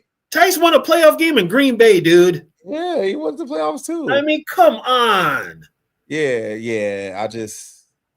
I don't understand it. I really don't understand Kevin. I don't think he's back next year.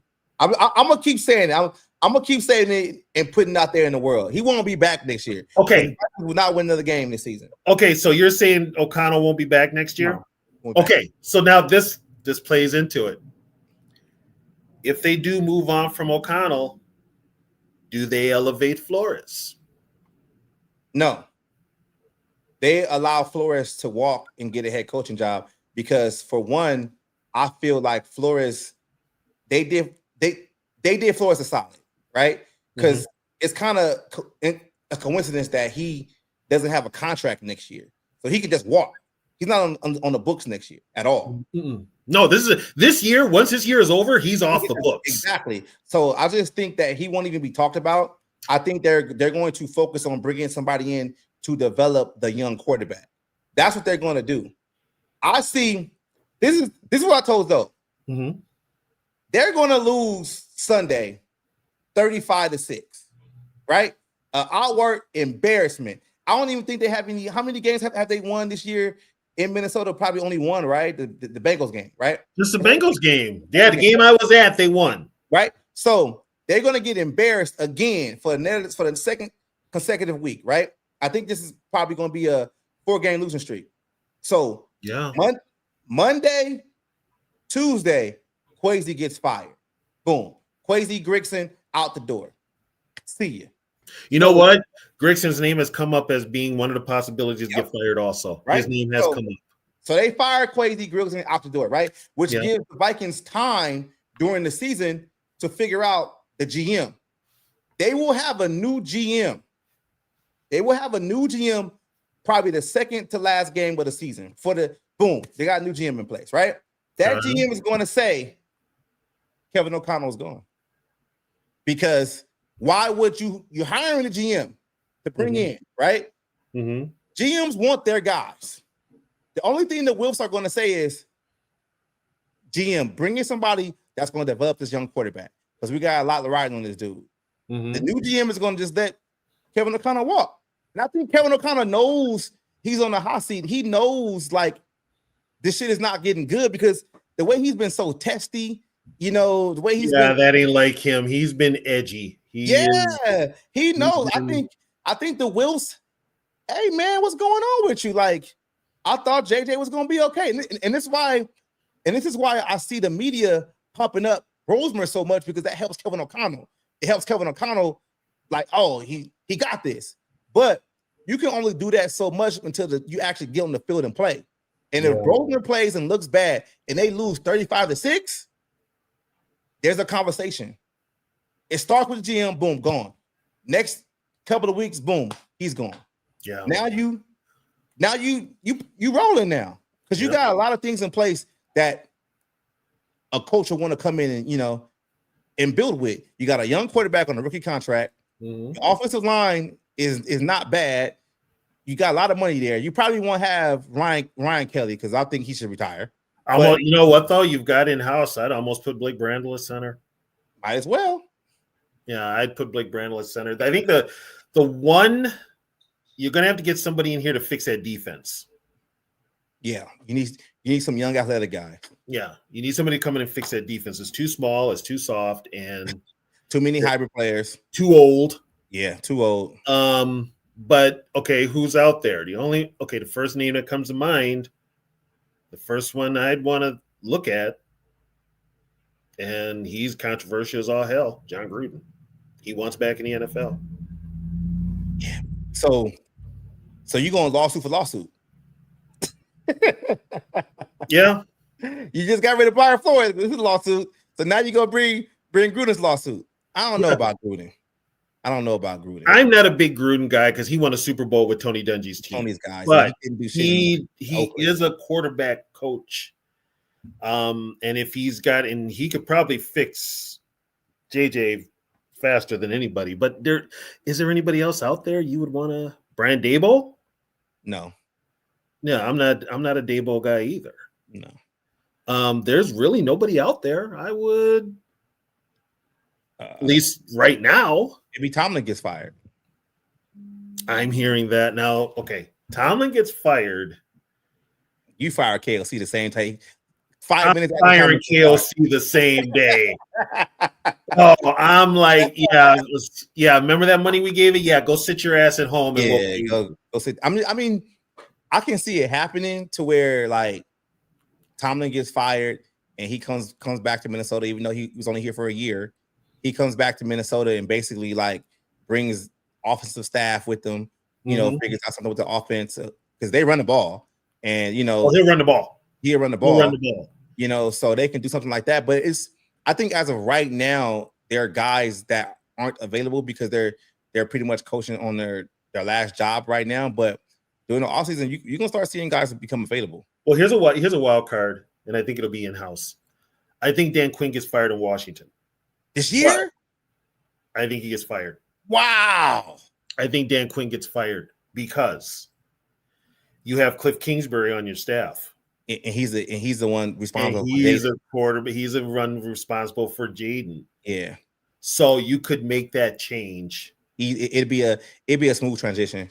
Smooth transition. So would you want Dan Quinn? Mm-mm. No, I don't want him either. No, I've had to listen. I had to hear about Dan Quinn from my girl. She's a Falcons fan, so said Dan Quinn ain't getting fired one more year. Maybe. No, but there's gonna be some surprises out there. No, he's gone. Okay, I'm gonna say this is what I think who might be the DC next year. Mm-hmm. Because the Wilfs love what was going on up there in New York, right? They love Parcells, right? That's how Zimmer got the job because he was a Parcells guy, right? Mm-hmm. That's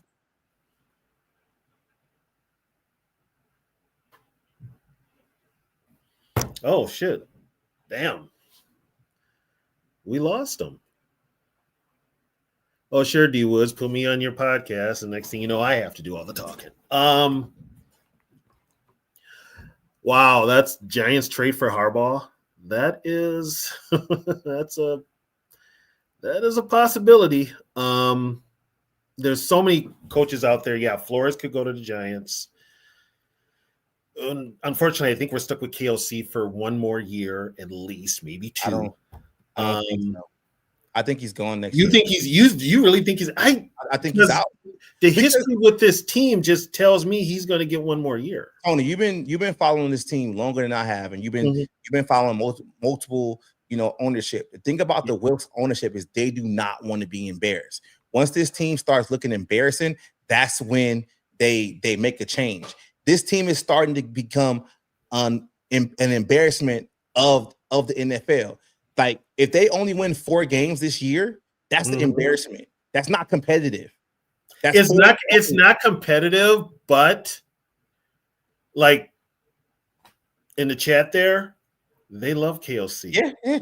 That's the problem. They love him. If it was up to me, okay, you had your warning signs when he won 13 games. And I told people, do not look at how he wins the games. Look at how he loses the games. Yeah. And then the next year, and his play calling at times is questionable. I mean, that's always been questionable. It's always been questionable because he's never called a damn play. Yeah. Bottom line.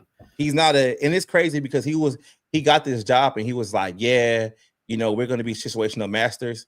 And he's not a situational master. Here's a problem. They can't be fed up with Kwesi because guess what? Kwesi gets the players right, but then it's up to the coach to put those players to make them work. So where's the coaching in all this? This is what bothers me. This is what bothers me with Viking fans.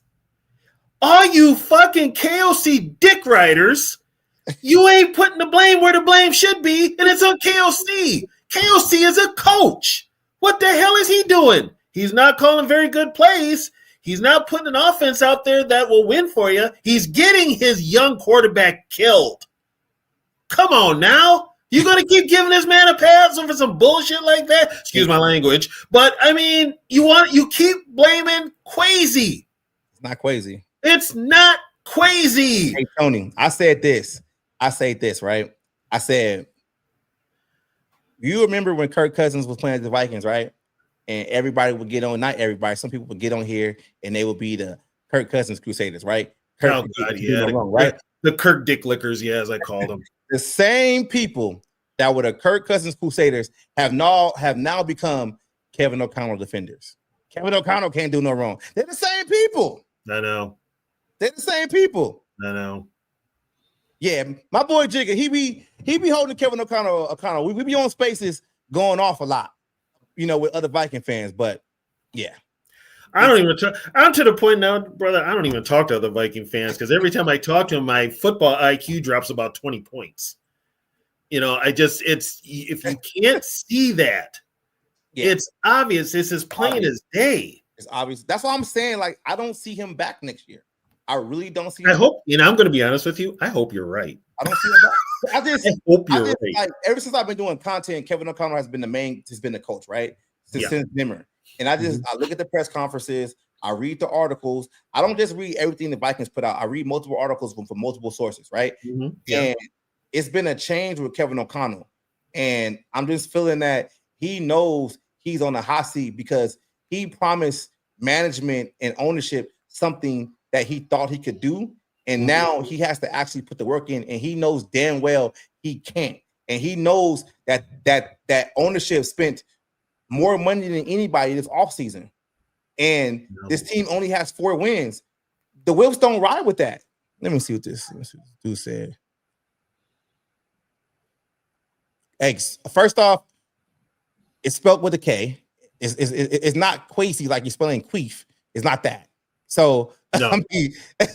Spell it right. Okay, it's cool. No, Quasi. And here's the thing with Quasi. Quasi walked into a roster that, once again, don't blame Quasi. Here come my boy right here. Here he come. What up, though? Oh, his mic ain't even on. Let me kick him off. So, you there? There he is. So, we can't hear you, What's bro. The deal? There you go. We can hear you now. There you go. So we can hear me? Now we can. You good? I'm good. Shit. Hey, look, you good. Go ahead. What you gotta say? Yeah. I ain't gotta say shit for real. I'm just listening to y'all for real. I got shit to say. Take your sister to open it. Hold on, y'all. These kids, man. No, come here. Here's what I've been telling people. You blame Quasi for everything, but guess what? Quasi's got marching orders. And who did he get his marching orders for about blowing up that roster? He got it from the Wilfs. They had competitive rebuild. That's why they didn't change anything. That's why. If Ryan Poles had got the gig, he was going to blow it up. That's why he didn't get the gig. So I don't think Kevin O'Connell back next year, though. That's what I've been saying. I don't think he back next year. I think the Vikings are gonna finish 4-13, and they're gonna let his ass go by the end of the season. I'm not sure what's gonna happen with Quasi. I would want Quasi to stay, but I think if they get embarrassed 35 to maybe like 6 Sunday, they might let Grigson or Quasi go by Monday. So I think it's gonna be some heads rolling this offseason, man. I hope you're right. I hope you're right. Well, shit, they could trade his ass. I was thinking that, but what can they get? Bunch of draft choices. From who? Yeah, who'd be dumb enough to take him? So this is the thing why Kevin O'Connell has soured like milk, right? He's went from the quarterback guru to basically he can't develop a young quarterback. So it's gonna have to be a team that has a veteran quarterback that they want to prop up. Mm-hmm. So what team is that? What team has a veteran already on on paper going forward to where the New York Giants? Shit. No, that's No, they're running with Dart. He gonna fuck Dart up. No, they're running with Dart. But that ain't our problem. That ain't our problem. Shit, he gonna sell him a dream like he did us. I ain't gonna fire Bo. Injuries happen to every team. So the injury excuse gets played out, but it's like there are teams that get a ton of injuries and are still fine. Yeah. We got a ton of injuries, and bad personnel decisions is why we are where we are. Because the Vikings have no depth. They have no depth. There's no coach. It's a coaching thing. Yeah, Miami might be good. They got Tua, but Tua left-handed. It ain't gonna work. Yeah. It ain't gonna work. No, that ain't gonna work. It ain't gonna work. Huh? You left-handed quarterback? With left-handed quarterbacks, you have to be a special. With left-handed quarterbacks, you have to be a special. He's got to have special. There's something you got to flip everything. The protections are complete opposite, right? Yeah. So your verbiage has to be completely different. Kevin O'Connell can't get it right with a right-hand quarterback. You think he's gonna have a challenge with a left-hand quarterback? It ain't gonna work. But shit, we don't give a fuck how he do once he leave. As long as they take him, right?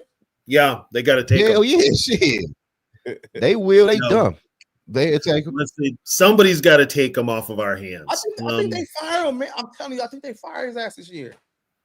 I think they trade him. Here's a funny thing, though. He probably won't be coaching for a while because if they fire him this year, he's still on that contract. He's still gonna get paid. Yeah, offset language, offset money. That's why I say you trade him. Yeah, ain't nobody gonna take that money. I don't think nobody gonna trade him though.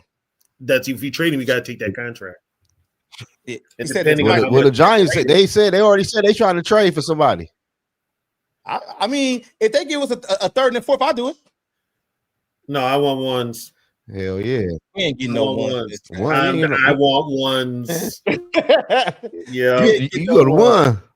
Nah, man. Give me a third and fourth just to get the deal done. For 0-2 in the playoffs? You ain't getting no ones for him. What did the Raiders get for Gruden? They got one. I think he ain't going nowhere though. And Gruden hadn't really done shit in the playoffs either. They got ones. Yeah, other people. But Gruden do not take over team and get the most out their ass though. I don't want a Gruden though. I don't want Gruden. I'm not a big fan of Gruden, but both of them, him and his brother. I don't want none of them. I don't want nothing to do with Jay. Well, Jay, Jay was a finalist to be the Viking coach. They gave the job to Zimmer. They gave it to Zimmer because they want both those coordinators in Cincinnati. He ain't in the league no more. He ain't in the league. Yeah, he's not in the league. It is. A bad season is a blessing in disguise. They might clean house. It does help, but now here's the thing. Like we said before, KOC 13-4, next year 7-10, next year 14-3, this year maybe 4-13. You can't keep this whole roller coaster thing of seasons going. You got to show some consistency. Hey, bro, thanks for subscribing, bro. Thank you. Much appreciated. Much appreciated. Thank you. Yeah. Hey, but look, though, Tony and Zoe, if they don't fire Kevin O'Connell, right, and let's say they bring them both, that they bring Kwesi back, Grigson probably gone. Let's just say Grigson gone. They're gonna handicap these guys. Management gonna say, yo boy and Grigson gotta go. Kevin O'Connell, you're gonna have to blow up your coaching staff. What would you want that coaching staff to look like going forward? And what would you want Kwesi to hire to help him out going forward? In a minute. So you take the front office, and Tony, you take the coaching. As far as what? Like if front office say we ain't gonna fire y'all, we're gonna keep y'all for next year. But Kevin O'Connell, you gotta blow up your coaching staff. Kwesi, your right-hand man in Grigson can't be back, so you gotta get a new right-hand man. How would y'all want that to look? You know what's funny though? Grigson was hired by Miller and Wilf. He ain't Kwesi's dude. So you think he gonna stay? Nah. He's, you know what? They're talking about both of them, but I would see Kwesi. Yeah, I hear him talking about both of them. I would see Kwesi gone and Grigson staying as the GM. Oh, wow. Oh, wow. It don't fix it, though. It doesn't. But you know what? All they are looking for is a scapegoat, and they found their scapegoat with Kwesi. The real problem is still there. It's still there. It's still there because I just look at it like if they tell Kevin O'Connell to blow up his coaching staff, and he got to give up play calling and give him all these. If you got to give somebody all these stipulations, his ego won't let him do. His ego won't let him do that. Yeah, then you just let him go, man. Well, here's a problem too. He only took this job to call plays. Yeah, because that's the only reason he took this job. He wasn't allowed to call plays in LA because he sucks. Something like that, man. Because he sucks. Yeah. And here's a bitch about it. They already knew they were going to go all in on KLC. You know who they lost that they did not even interview? They withdrew. One was D'Amico Ryan. Yeah. And the other one was Raheem Morris. Yeah. See, I like Raheem because he knows both sides of the ball. First of all, I would make Raheem my defensive coordinator. He knows both sides of the ball. He coached receivers too. Yep. I would make him my defense coordinator. First of all, I'd want him to go back to a 4-3. So this is something that me and Mike was talking about, right? We were talking about like development and basically like Brian Flores just not knowing what the hell he was doing with his defense, right? So let's just say, hypothetically speaking, I know we can't go back. Let's just say Brian Flores says, you know what? I got Danielle Hunter and I'm gonna just tailor this shit to be a 4-3. Where I can have Danielle Hunter in the dirt, rushing the quarterback on the whole time, right? Because remember, he had first season with Danielle Hunter. He had Danielle Hunter dropping back, right? So let's just say Brian Flores was like, hey, Danielle Hunter going to stay in the dirt. He's going to rush the quarterback in there. Boom, right? So if you got a 4-3, right? You got a 4-3 now. The Vikings could have drafted Jerry Verse to be on the other side of Danielle Hunter. They wouldn't have needed Dallas Turner. Because if you stayed in the 4-3, you would have drafted another 4-3 DE. You wouldn't have drafted an outside linebacker. I'm going to be honest with you, though. If I am going to have a 4-3, I'm moving Dallas Turner defensive end. I want him to get bigger, but I will move in the middle linebacker. Really? Yeah, I think he can do it. He reminded me of Fred Warner back in the day. When Fred Warner came to the league, he was supposed to be an outside linebacker rushing the quarterback. But then what's his name came in there and said, nah, he can play the middle. And now he's one of the best, DBs, linebackers in the middle right now. So who would you, of the linebackers you got right now, who would you move to end? Hands in the dirt. Hands in the dirt? Yeah. I'm trading Ginkle. I'm trading Ginkle because I don't think, I probably would trade Grenard because Grenard has not done shit this year, and it shows he's undersized. And come on, he's missed so many sacks. Nah, man, Danielle wasn't missing no sacks.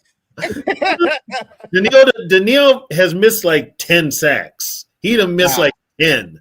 I might trade Grenard if we go to a 4-3, and I have my linebackers be Cashman in the middle, along with Turner, outside linebacker. He'll drop back every now and then and blitz the quarterback. And then I'll have Van Giegel on the other side.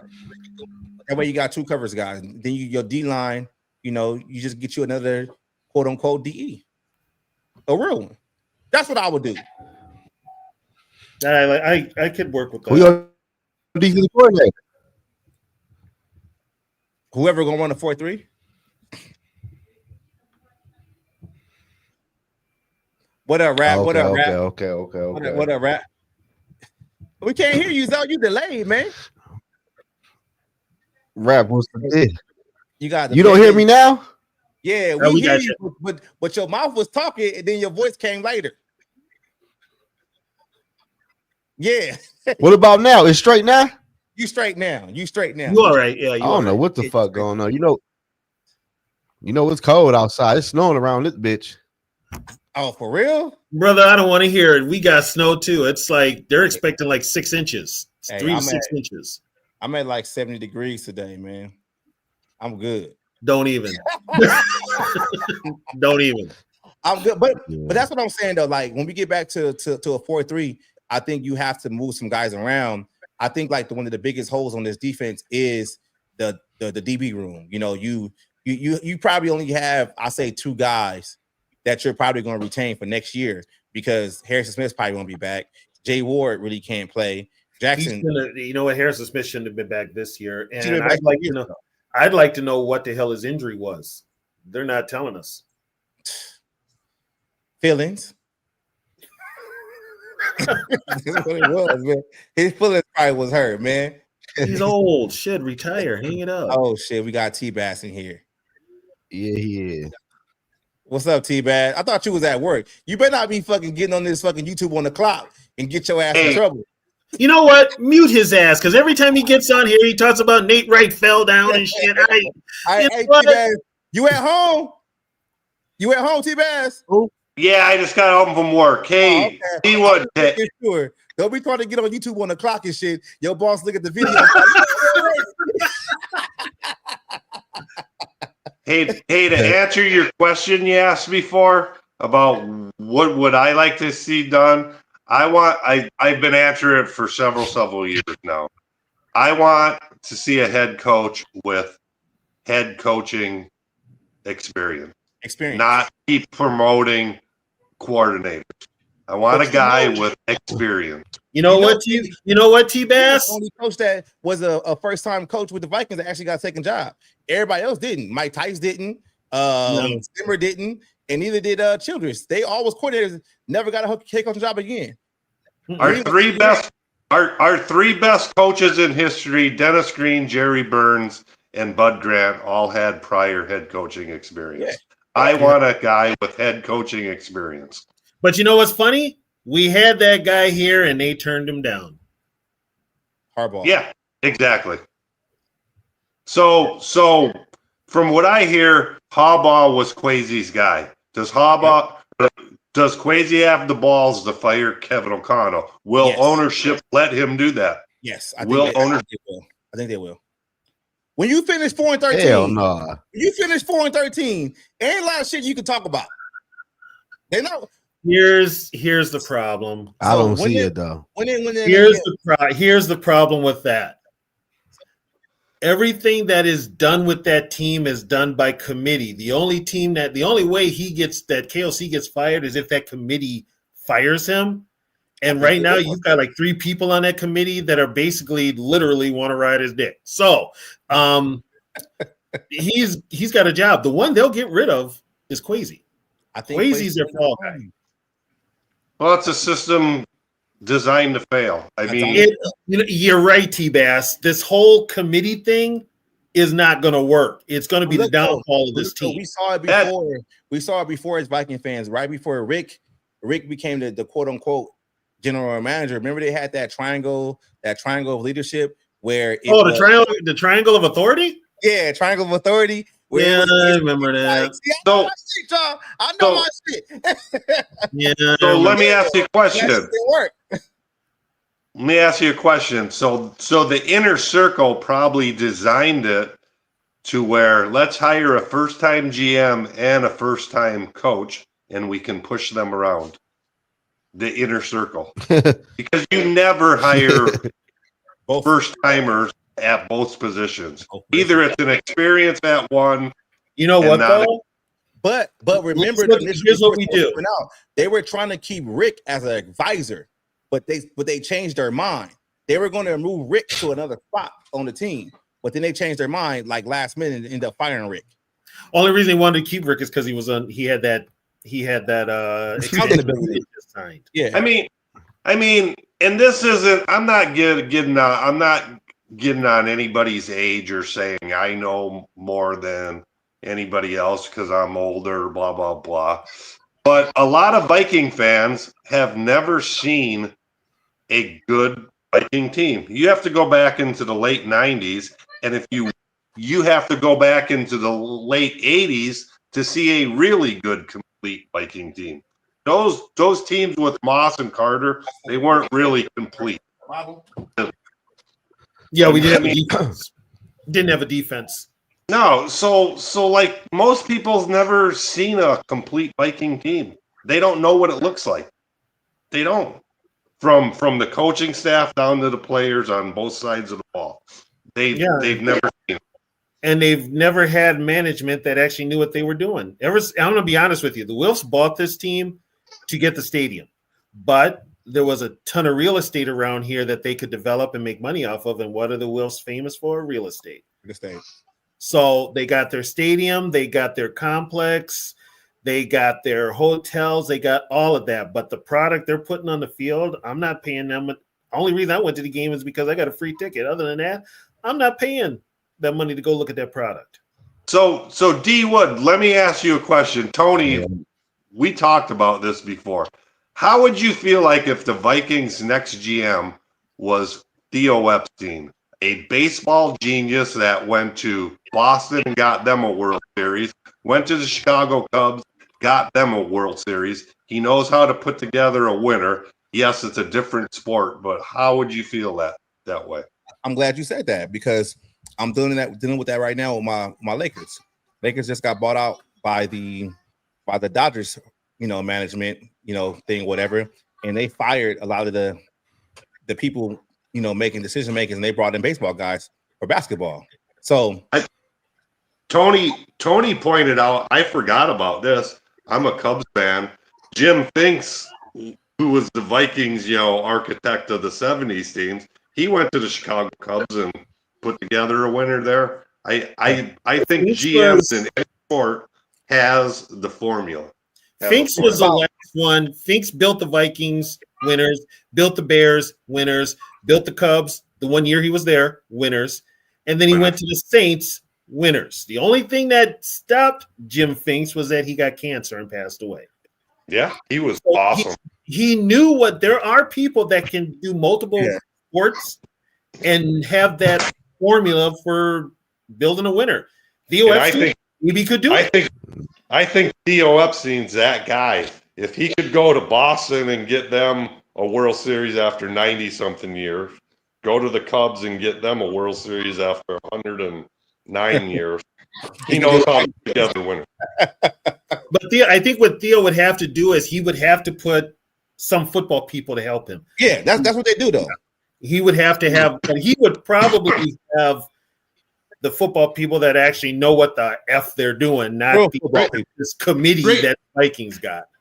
Great people surround themselves with smart people. Yeah. And I'm 100%. sure that's fact. That's facts. 100%. That's the whole thing. So this whole collaboration thing is probably going to be. We're in the last year of it. I hope so. Not working. Yeah, it's not working, but you know what? The classic line in that movie Bohemian Rhapsody when they're with the record producer guy and he says, I like formulas. Formulas work. I think this regime now think they're smarter than formulas. You plug in the numbers to get to the answer. It's been done for you already. These guys outthink themselves. You know what that needs to happen? This is what needs to happen. People need to stop spending the money. You start screwing with their money, they change their tune. Here's the biggest problem. Here's the biggest problem. US Bank Stadium already paid pretty soon is going to be outnumbered by the opposing team. Yeah. With their fans. It already is almost. I mean, like Chicago's like 50-50. Green Bay is a little more than 50-50. And Detroit's catching up. Yep. These out-of-town fans are taking over the stadium. Plus, you've got Viking season ticket holders that just sell their tickets to whoever. And you're exactly right. Until ownership starts to, because these owners now at the end of the year just open up their books and say, "We." The Wilfs. If you ever hear the Wilfs talking about they're going broke, that's bullshit. Because guess what? They own so much real estate here in the Twin Cities, just by the stadium itself. They're not going broke. They got TCO. They're not going broke. Ain't the stadium already paid for? Yes. They paid for. No, but what I'm saying is, Tony, is they look at owning the Vikings as a business. At the end of the year, they open up the books and say, "We made a profit. We don't care." Well, they only bought the team because one, they are land developers, and they knew that we needed a new stadium. So they came up here to get that stadium. That's why they bought the team. I'm telling you guys. But guess what? They ain't getting another Super Bowl. Let me ask you another question. Oh no, they're not getting no. Because too many new stadiums. No, it was too damn cold when they came up here. Just like when they had New York back in the day when they almost and everything. The stadium's at one end, but everything was in the heart of downtown, which was probably you still got to walk to it. You know, you got the Skyway and shit, but still, they're not gonna have another season. Wasn't good for it. One other quick question, guys. Did you guys watch the Detroit game this weekend? Yes, I did. I watched a little bit of it. Did you see St. Brown get injured? Yeah. I didn't see the play. I just saw him walk off. That is what a high ankle sprain looks like. You limp your ass off the field and go directly to the locker room, and you're done playing. People saying that McCarthy that's a bunch of bullshit, and I highly doubt he has a concussion. That's what Tony said earlier. And the players fucking know it. And the players know it. I have it on good authority, and I'm not going to let my source out there. Those injuries that they've been saying about J.J. McCarthy got more to do with mental than physical. And for the fans that his confidence is shot. We all know for the fans that say, "Oh, they can't do that because the league will come down on you for taking it." Oh my God! Okay, first of all, every team does what the Vikings did. As long as it doesn't affect gambling, they don't care if you say the guy's got hemorrhoids and he doesn't. If he doesn't play that week, the league doesn't give a shit. We don't care. How do you all the injury part was implemented in 1940 to protect. He just automatically the hemorrhoid. That was implemented to prevent teams from hiding injuries. Has nothing to do with faking injuries. You know what? They still hide injuries. Yeah, but you know, people that think, oh, the league will come down on them. No, the league ain't gonna do a damn thing. If they know they're not playing, the league doesn't care what you say, why. And more and more, I'm pretty much 100% positive that he had no high ankle sprain. That was a bullshit injury. He didn't have an ankle. He had a leg injury. Maybe an ankle sprain, not a high ankle. Right. But from what I was told is it was more his confidence that was shot. And guess what? You know who you blame for that shit? The coach. Well, here's the thing about the kid. All right. He grew up with a silver spoon in his hand. He had a quarterback coach since 7th grade. His 2 high schools he went to had the last word was academy. Everybody can't go to those. He goes to a Michigan team that was stacked. Now he's on a level playing field.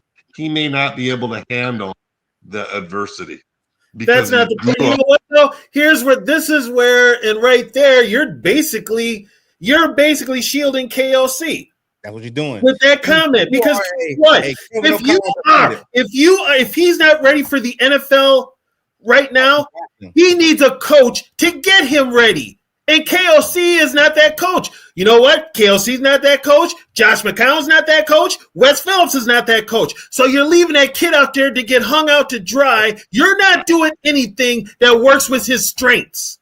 No. I agree with you there, guys.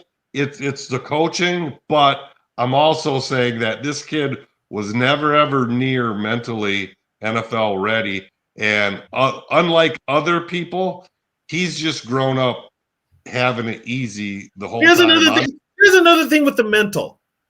This is where the mental comes in. You've been told all your life, all your football career, that the way you're playing quarterback is a good way.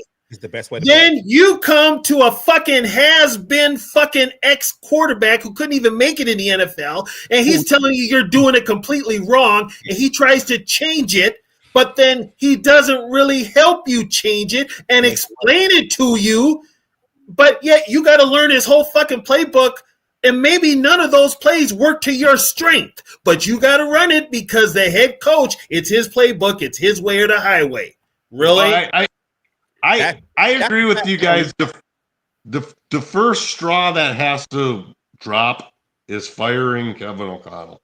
That's the first thing that has to happen to get the Vikings out of this. And the only way you're going to get rid of Kevin O'Connell, threaten to take away his play calling. You're going to cry like a baby. He'll cry like a bitch. And he'll be like, no, I took this team, and it'll come out. Only reason he became a Vikings head coach was to call plays. That's the only fucking reason. Well, I may have never known a genius in my lifetime, but I've known a few people who's been damn close to it, really smart people. And none of them look up like that. And none of them has taken 3.5 years to figure something out. So this guy is no fucking genius. But that's what me and Tony was talking about earlier when he first came on. It's like you don't normally see a head coach get multiple shots at multiple quarterbacks, right? Like he came in here, Kirk Cousins was the incumbent, but then they re-signed Kirk Cousins to another couple of years, to keep it going, right? 2 more year extension, right? Kirk Cousins gets hurt. Oh, then is we got to draft a quarterback. They draft a quarterback, but the same offseason, they bring in Sam Darnold. How many guys are you going to get Kevin O'Connell to compete with, right? But at the same time, you're still stuck in the same spot. You haven't won any playoffs games. You make the playoffs every other season. So it's kind of like you got people out there that's like, well, Kevin O'Connell might need, another veteran quarterback. He already had 2. Like, what are we talking about here? Here's another thing, too. A lot of people forget this. When they hired Brad Childress wasn't liked up here, okay? His second year, the crowd at the Metrodome was yelling fire Childress during the game, in the middle of a game. The Wilfs, what did they do? They put a bunch of veterans around him to help him win. And then they got fired. Yep. That made him look good, and he got a contract extension out of it. The next year, and this is how just unattached to the team the Wilfs are, it took Randy Moss getting cut and Randy Moss calling the Wilfs to let them know what Childress was doing. And then when they found out, they fired Childress. And you know what, though? That's that triangle of leadership. Because yes. Because at that time, Childress was the one that was in charge of the 53-man roster, meaning he can sign whoever, trade whoever, and cut whoever. And Rick was on the other side. That's why the next season, they gave Rick the official GM job and said, you know what? The GM is going to take care of everything when it comes to the 53. And that's why Rick was the GM from that point going on. Yeah, and now and the problem with it now is this whole collaboration. This KOC was their choice. They were all in on KOC. So if KOC fails, that means they failed. But they failed because they fucked around and should have signed Harbaugh, and they didn't. Let me ask you this. At this point right now, if you could pick out of Kevin O'Connell, Zimmer, Childress, and Mike Tice, who would you want right now at this point? I'm gonna take it. I'm taking Zim all the way through. We're gonna play defense and run the football. I would take Zimmer also. I'm gonna take Zimmer because people forget what was the first thing Zimmer did. Even though he got punched in the eye by this guy, the first thing Zimmer did was he went out there and got an offensive guy that knew how to develop a quarterback, that knew how to run the offense. He got Norv Turner, even though it didn't work out long term for Norv. But Norv was the guy who went out there and found Teddy. He was out there at Teddy's pro day. He was out there watching Teddy's game. He the one that came back and told Zimmer Teddy was Norv's guy. Yeah, be the guy. How about you, Tony? Out of those 4 right now, he gonna say Zimmer. He want to play defense. He want a 4-3. He want a 4-3. I know where he gonna go. Come on, Tony. 2017 best defense in the league. 4-3. Come on, man. That defense was nasty. Yeah, but here's the thing. I don't want Zimmer's gonna call the defense. Here's the thing. I want an offensive coach and a defensive coach, and I want the head coach to just oversee the team. So if you get Mike Tice, the offensive line gonna be legit. That's why I'm leaning towards Tice. But I also know Tice would hire Zimmer as his defensive coordinator. Offense. So Mike Tice, that's an interesting answer. How about you, Zoe? O-line gonna be legit. Mike Tice was over there when I'll probably have to lean towards. I'll probably say Zimmer. Tice is an interesting answer. Yeah, we got you. You know what? You know who Tice was before? Tice was Dan Campbell before Dan Campbell. Yeah, kind of. Yeah. True. Well, he had. But he was also kind of. He retired. He retired. He at now? He's retired. You know the story about what happened with Tice, right? He was a rat for Red McCombs. He was right. He was the rat for Red McCombs that got Denny run out, which is why Mike Tice got the gig as head coach. But then fast forward to 2005, final game of the year, the Wilfs had already had Brad Childress on a plane come to Minnesota for a job interview, and they hadn't even told Mike Tice he had been fired. Mike Tice found out he was fired through a press release that was handed to him by his son in the locker room 15 minutes after the Vikings won the last game, and their son Nate, he went up to his dad and he's like, "Dad, you need to see this." He hands it to Mike, and it says that he's been fired.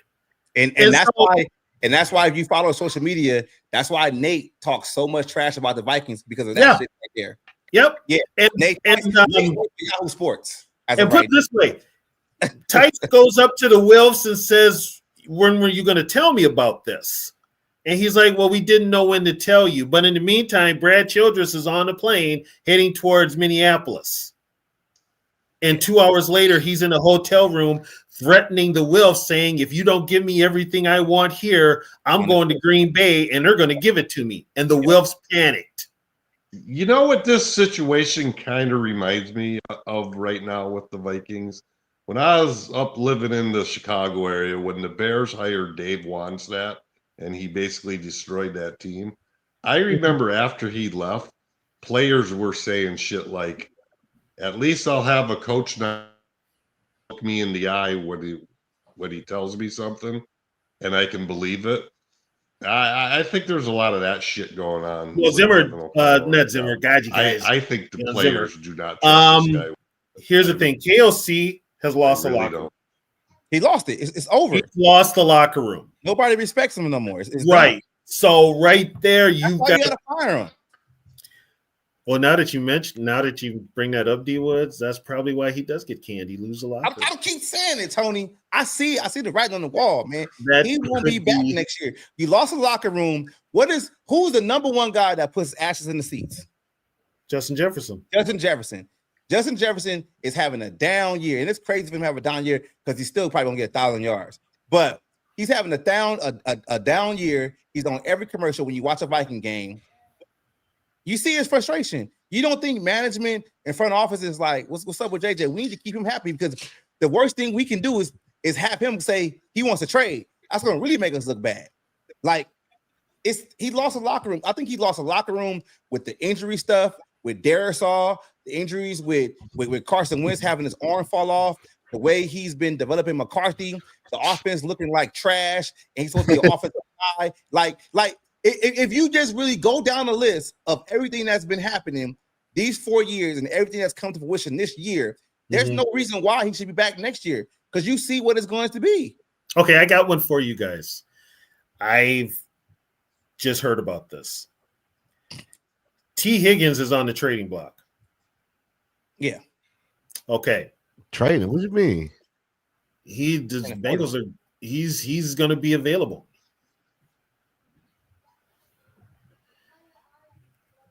Okay. Now here's my thing. Higgins for Addison? No. I would. He ain't got no guaranteed money on no contract. Shit. No. I would. I like the thought, but I want to keep Addison because he's younger. Yeah, and you ain't seen what that contract gonna look like when you resign. Right, but Addison is going to get paid. Yeah, he deserves it. He deserves it. Now, depending on how much money you get off the books, which could be a lot because there's a lot of veterans that are going to be let go, and depending on who your GM is. We're going to go through that next. Yeah, if you really want to help your young quarterback, you get him a good third wide receiver. So no, they drafted a receiver already. Who? They drafted Ty Felton. Has he got any offensive snaps yet? No, but that's Not what really. McCarthy wanted. That's the thing about Quasi not having a damn backbone. You need to stop having these coaches go to you and say they want X, Y, and Z player, and then that player don't see the goddamn field. No. You know what though? Quasi's been kind of screwed from the start because one, they didn't give him his coach. Nope.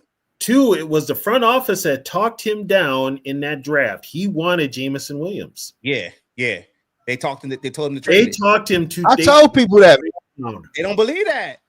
They don't believe that. Yeah, they talked him into trading down. They told Quasi to trade down because they wanted more picks to fill the roster on the team. And if you actually look at the picks he made, that was the biggest holes in the offseason. He traded down, got a safety, got a guard, and then got a corner. Those were the three biggest needs. But he wanted a third receiver. He was not he wanted a second receiver. He wanted Jameson Williams to pair with Jefferson because Jameson Williams, remember, he got hurt in Alabama that year. So he fell in the draft, but he was still running like a 4.2. That would have took the top off the defense. You get what I'm saying? Because you already had TJ, which is already the second option. So you really needed another guy to streak down the field. That's why you wanted Jameson Williams. But they told him to trade down. And he went safety, corner, guard. That's what I'm saying. You can't really Quasi's done a good job. Like he's done what they wanted him to do. How do you think this guys, I'll be right back, guys. All right. How do you think this offense will be if they had Jameson Williams 2 years ago? Going down the field, stretching defense. It been straight though, but honestly, though, I want Lewis Reddy for my GM. I don't like him. Lewis Reddy? I don't like him.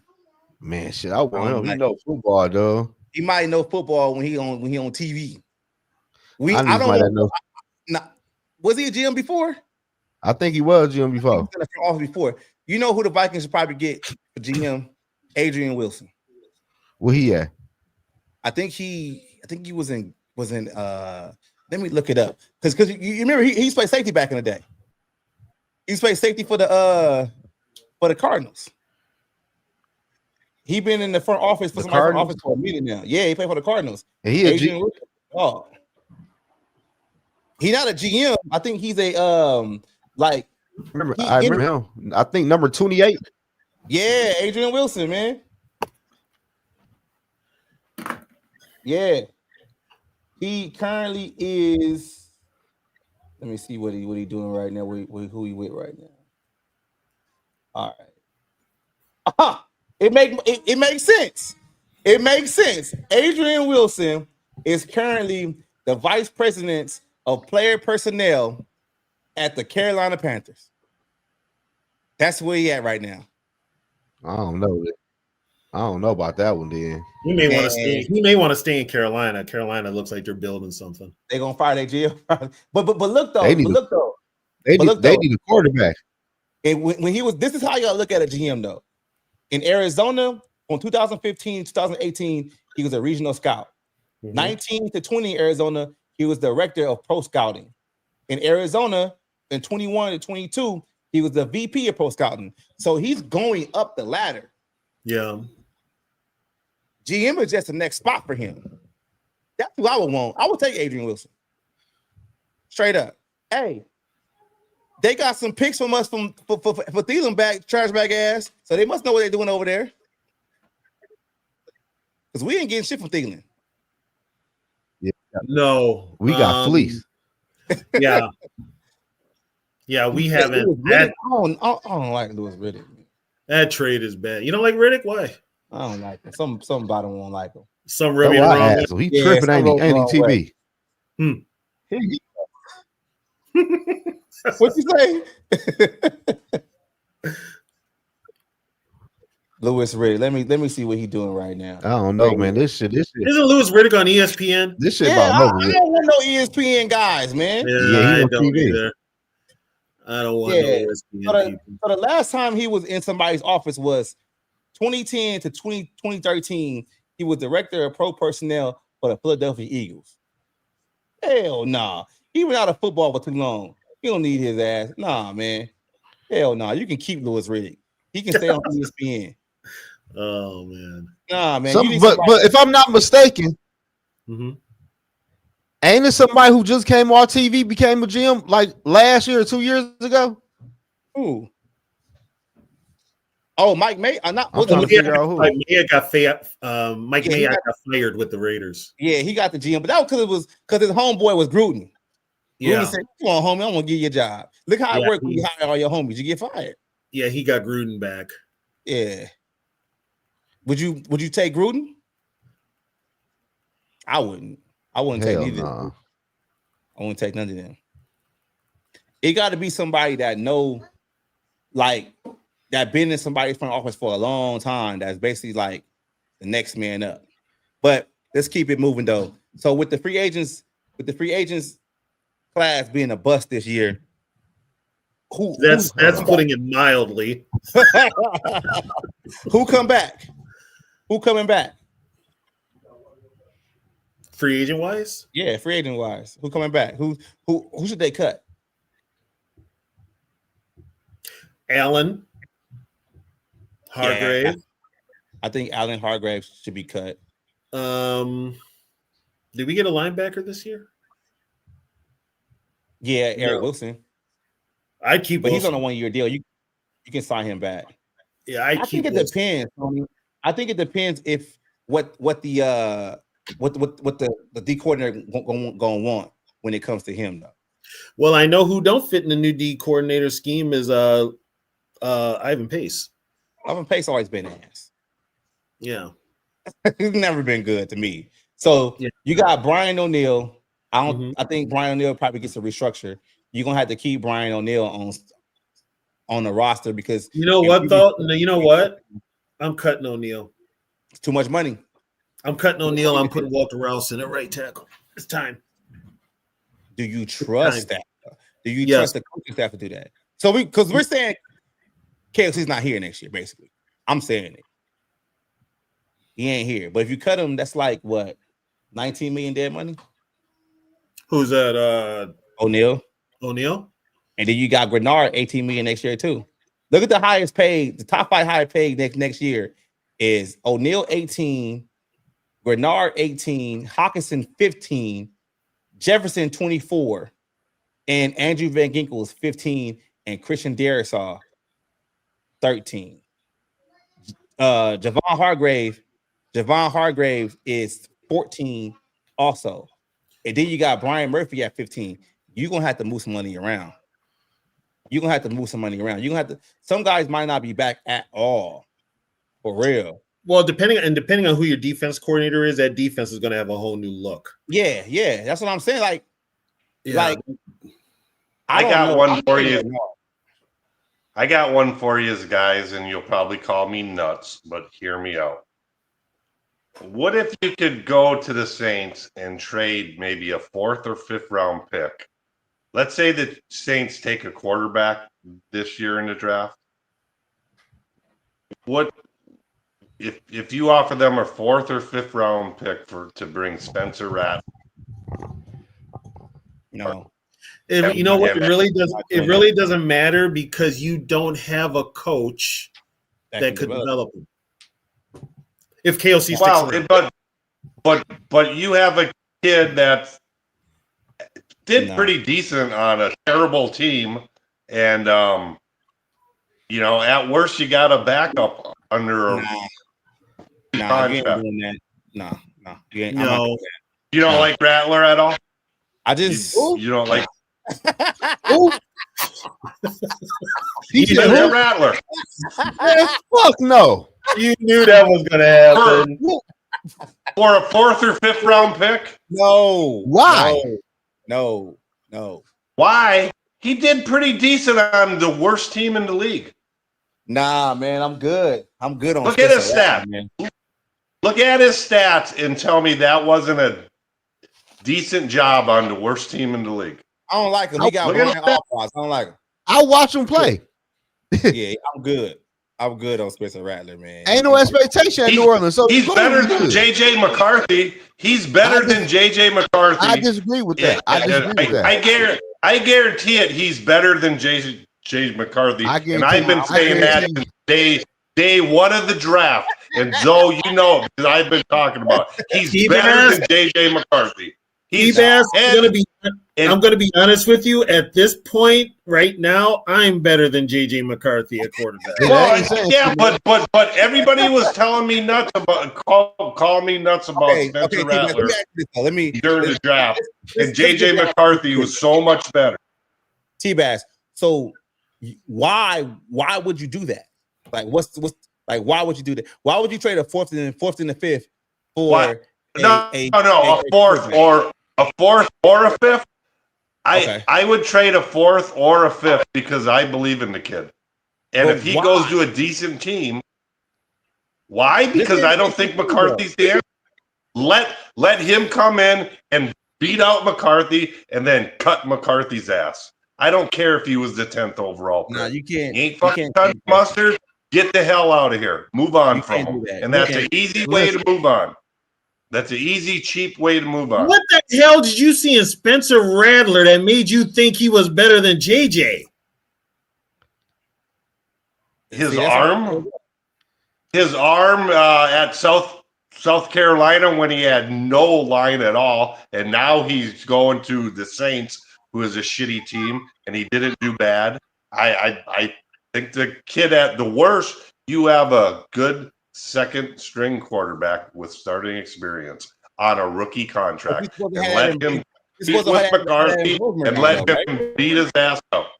And if he does beat him out, then you can go back and say, I guess we need to draft another quarterback. But until then, he's kind of a bridge. Nah, man. Here's the thing, and you're missing. Everybody's missing the point with this quarterback bullshit. I'm not. I know what's happening. You bring him up to this team and you put him with a coach who can't do shit for a quarterback regardless of who they are. Yeah, it don't matter. You're missing the whole point. If you had a real coach who could develop some sort of fucking quarterback, we wouldn't be having this discussion. I had this problem.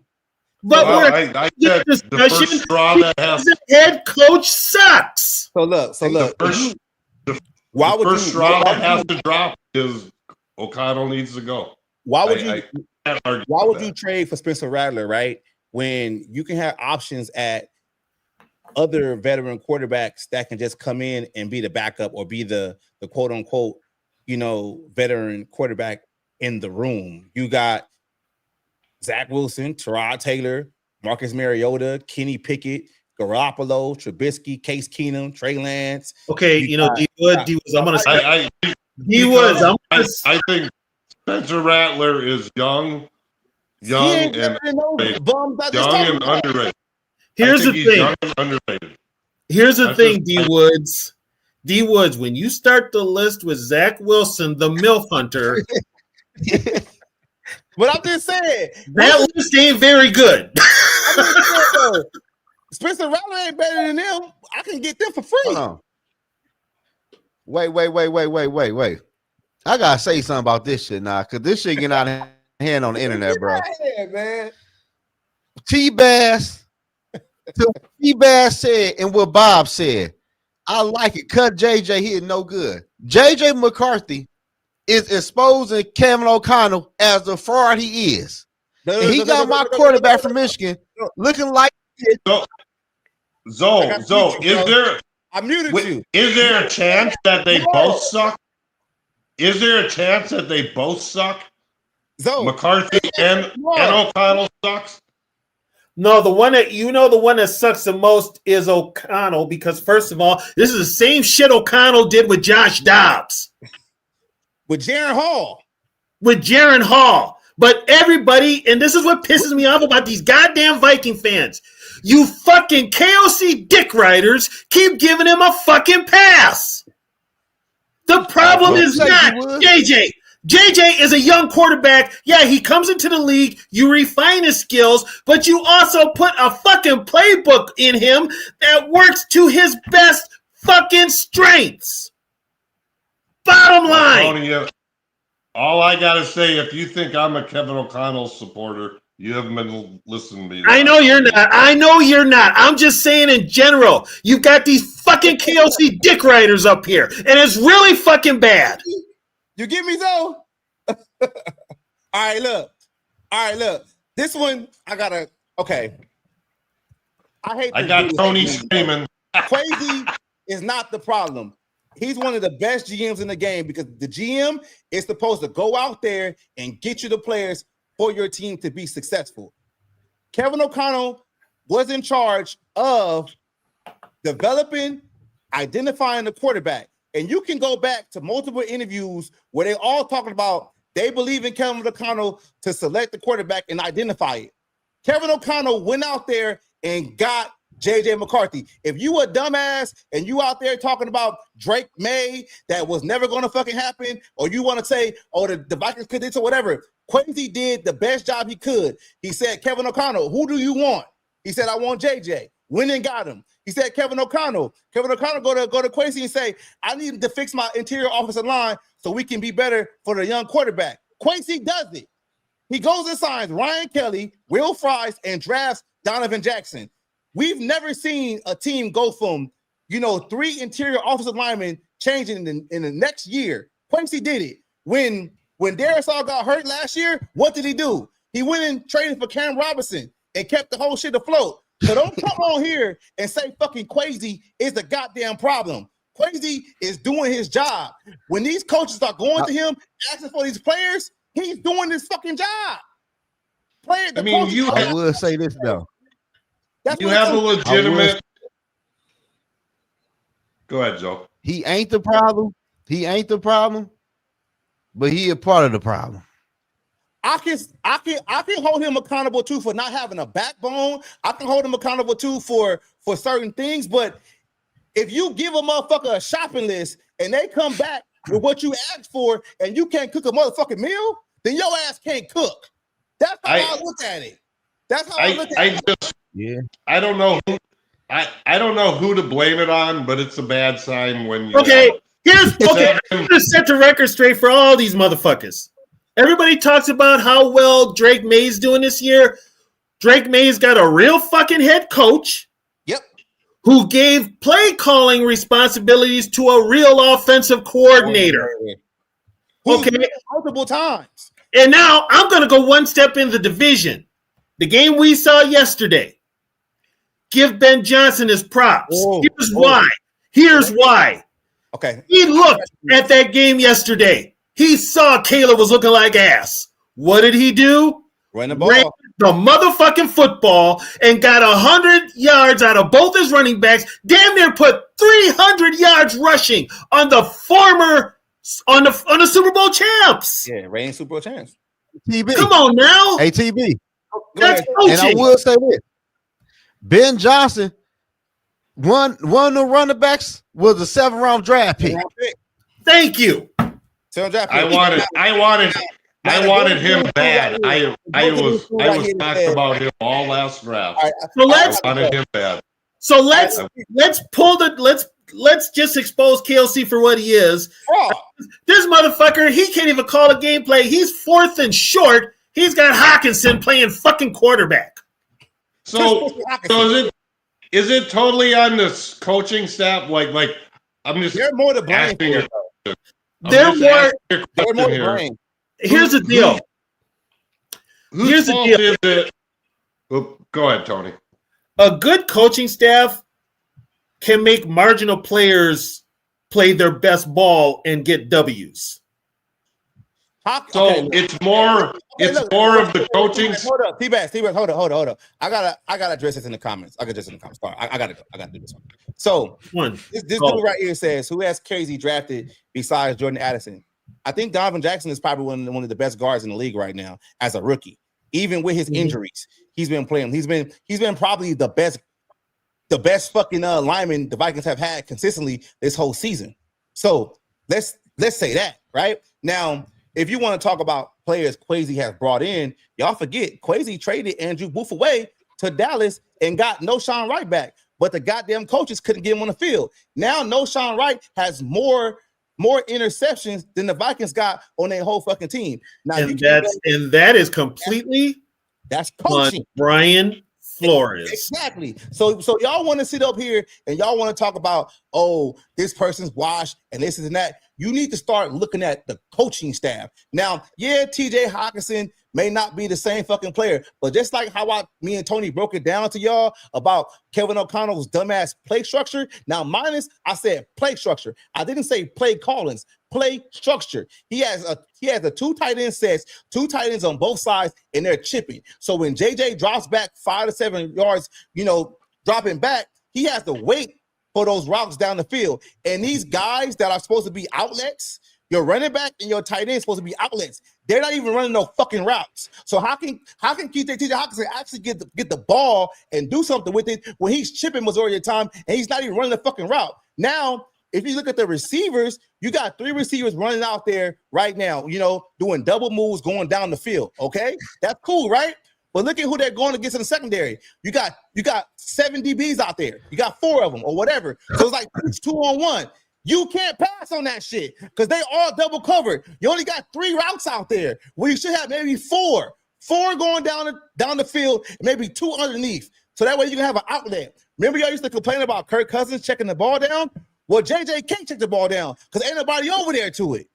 So if y'all really want to talk about football, stop fucking complaining. Stop blaming the GM when the GM puts the players over there. Blaming the fucking coaching because Kevin O'Connell's a goddamn fraud. There y'all go. By the way, I want to say something. When's the last time anybody has seen Addison or Jefferson run a slant pattern? They don't. It's not in the play calling. They consistently go down the field on double moves. Double moves take longer. That's why McCarthy has to drop back 5 to 7 steps because he has to wait. So, if you see him looking, he's waiting for that double move to get fucking open. But at the same time, there's nothing underneath.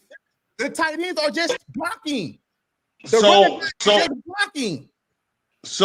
I think I know your guys' answer already from the last 3 minutes, but who's mostly the blame that we had to sign 7 undrafted free agents to make the team this year? Is that more of the coaching staff? It's O'Connell. It's O'Connell. That's all the coaching staff. So you willing to tell me, I'm gonna ask this question to everybody. You willing to tell me that motherfucking Mekhi Blackman was playing that bad in the preseason to where you just gave Jeff Okudah the job and he can't fucking play? So you willing to tell me that? Make it make sense. You willing to tell me that you had to go out there and trade for Adam Thielen before the season because you couldn't see nothing from Jalen Naylor or Ty Felton? That's coaching. Yeah, but those guys are on the team. How did we get to the point to where we had to sign 7 rookie undrafted free agents? Coaching cannot develop players. They have no patience with young players. That's the problem. So the coaching staff basically is cutting players too early. I mean, did they make that? Yeah. So, you know what they're doing? What they're doing is they're cutting the young players because it would take too long to develop them, and they're signing the veterans because they can come in right away and play. Right away. You know what it is? It's all about doesn't the GM have the say so in that? No, the GM doesn't. The GM, it's okay. Here's another thing too. If you had a GM that knew football, yes. Yeah. You don't. Quasi don't know shit about football. Quasi relies on PFF for a lot of this shit. So the end of the day, we fuck.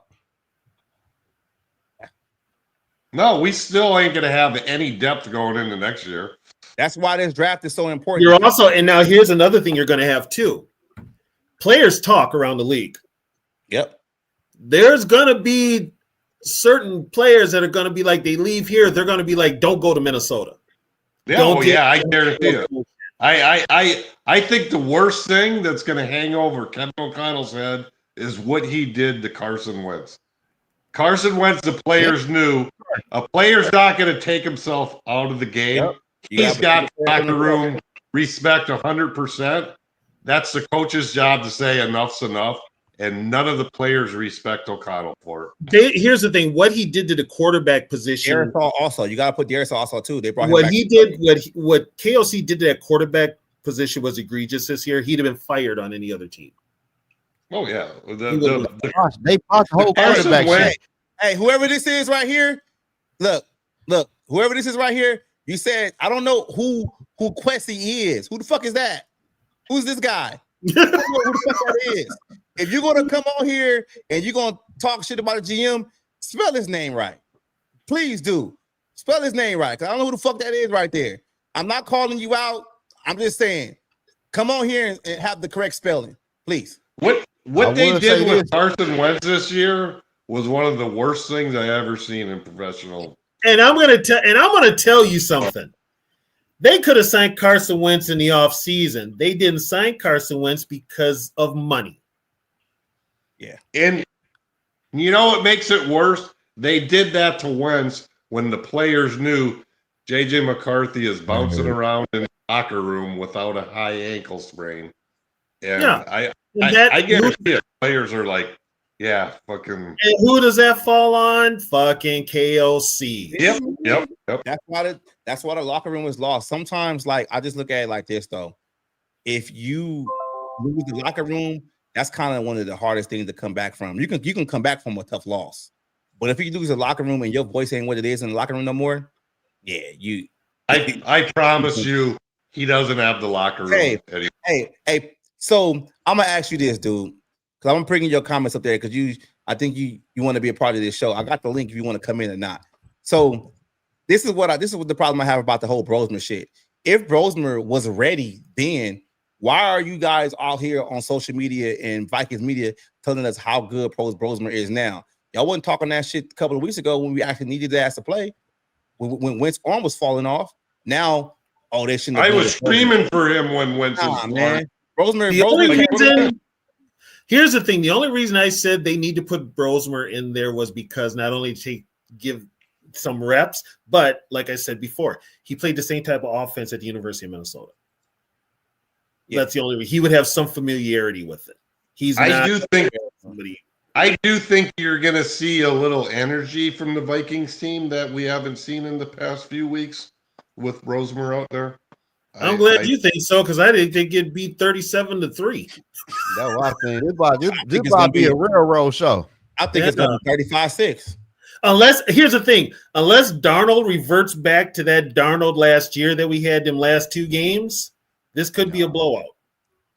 I don't see it. Hey, and to the guy that said, who did Quasi draft? He did draft a kicker, too. That's probably one of the best kickers in the league. And being a Minnesota Viking fan, we got. You know what, D Woods? How bad is your team when your kicker is your MVP? You ain't lying. I'm just throwing it out there. Come on, now. Hey, I gotta go, guys. I gotta go. Great talking with you guys. You've been frozen for the past 30 minutes, man. I don't know how you did that. Hey, I mean, y'all know what's crazy?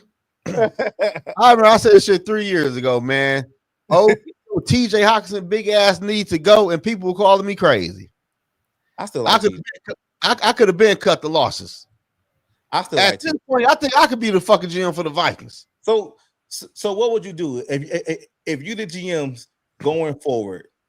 What's your first three moves as your GM? As first your GM? Three moves, I'm getting a defense coordinator who could develop players. I'm getting a real head coach who know how to develop a quarterback and call plays. And you hire your defense coordinator before you hire your head coach? Huh? You gonna hire your D coordinator before you hire your head coach? No, I'm just saying this ain't no type of order though. No, I'm just saying. Okay. I'm just gonna hire the head coach, the DC, let him do his thing.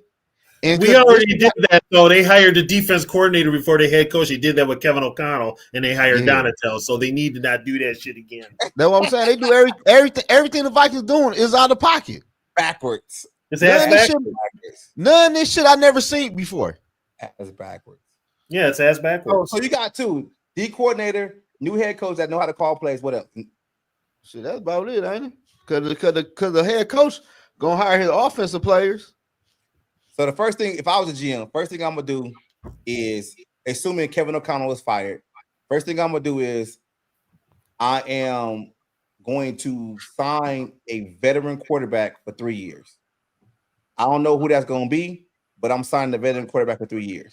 So now my quarterback room is solidified for the next 3. Then I'm going to get my head coach. I'm going to give me a head coach that can develop players and that can be a CEO of this team. He ain't got to call plays.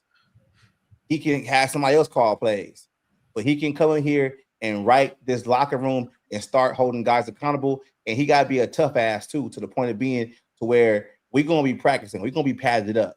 We're not going to be soft. We ain't going to be soft. And all these false starts and delay of games and all these bullshit penalties, we cleaning that shit up first day. Day one, we cleaning that shit up. And what I'm doing after that is I'm starting to cut players. I'm cutting players. I'm telling Harrison Smith, come back in 3 years so you can be the Ring of Honor guy because you're gone. You're done. You're done. See you. Jonathan Grenard, I'm trading him because I'm going back to a 4-3. I want defensive ends, not outside linebackers. That's what I'm doing going forward, man. I'm switching the whole shit up.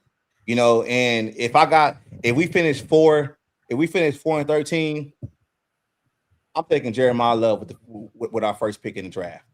We going running game. That's what we doing. That's going to help JJ McCarthy out. Aaron Jones, thank you. No, thank you. I'm cutting your ass. You got to go. I'm getting younger at the running back position. So I'm going with Jeremiah Love, and I'm going with Jordan Mason. Jeremiah Love going to be the fast back. Jordan Mason going to still keep his same role as being the short yardage back. That's what we're doing. That's how we started. That's how we started off. The NFL draft, I gotta go with my man, dog. In Ohio State, that safety Dials. Yeah, but you can get a safety in the. He him. And he Ohio State guy. Yeah. So he must be good because you. Wait a minute, Zoe. Did you just give props to an Ohio State guy? But listen though, he came from Alabama though. Okay. Yeah, but he's at Ohio State, and you still giving him props. So he must be good. He must play. He can play. Shit. Yeah, you still giving him props. Hey, that motherfucker can play. Well, I'm saying running back, and I'm not trying to say that we don't need a legitimate athletic safety because our DBs are either old or can't play. I just say like my whole thing going forward to fix this team is to put McCarthy in the best position to succeed. I want him to have somebody dynamic that can run the ball. We haven't had a dynamic running back since fucking Cook and then Adrian Peterson with his fumbling ass. Like we haven't had that. I want a guy that's gonna be able to be like, boom, you got to carry. He gonna bust that bitch for 30-40 yards. You get what I'm saying? Like, and Dalvin Cook, when he was healthy, was a hell of a back. He was a hell of a running back. So I'm just saying, like, that's why I'm taking Love because it's like, man, because we ain't got to worry about Kevin O'Connell gone. So we're gonna run the ball and play defense. And I feel like since we got 10 picks in the draft, the second round we're gonna go with a safety or a corner.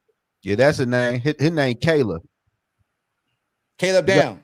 You gotta watch him play, man. I'm trying to D Woods. Man. Legit. Who he remind you of? He's like Ed Reed. Man, he ain't all on the field all like that though, but he a physical player though. He like a safety. He always around the ball though. He will blitz the quarterback, tackle the running backs.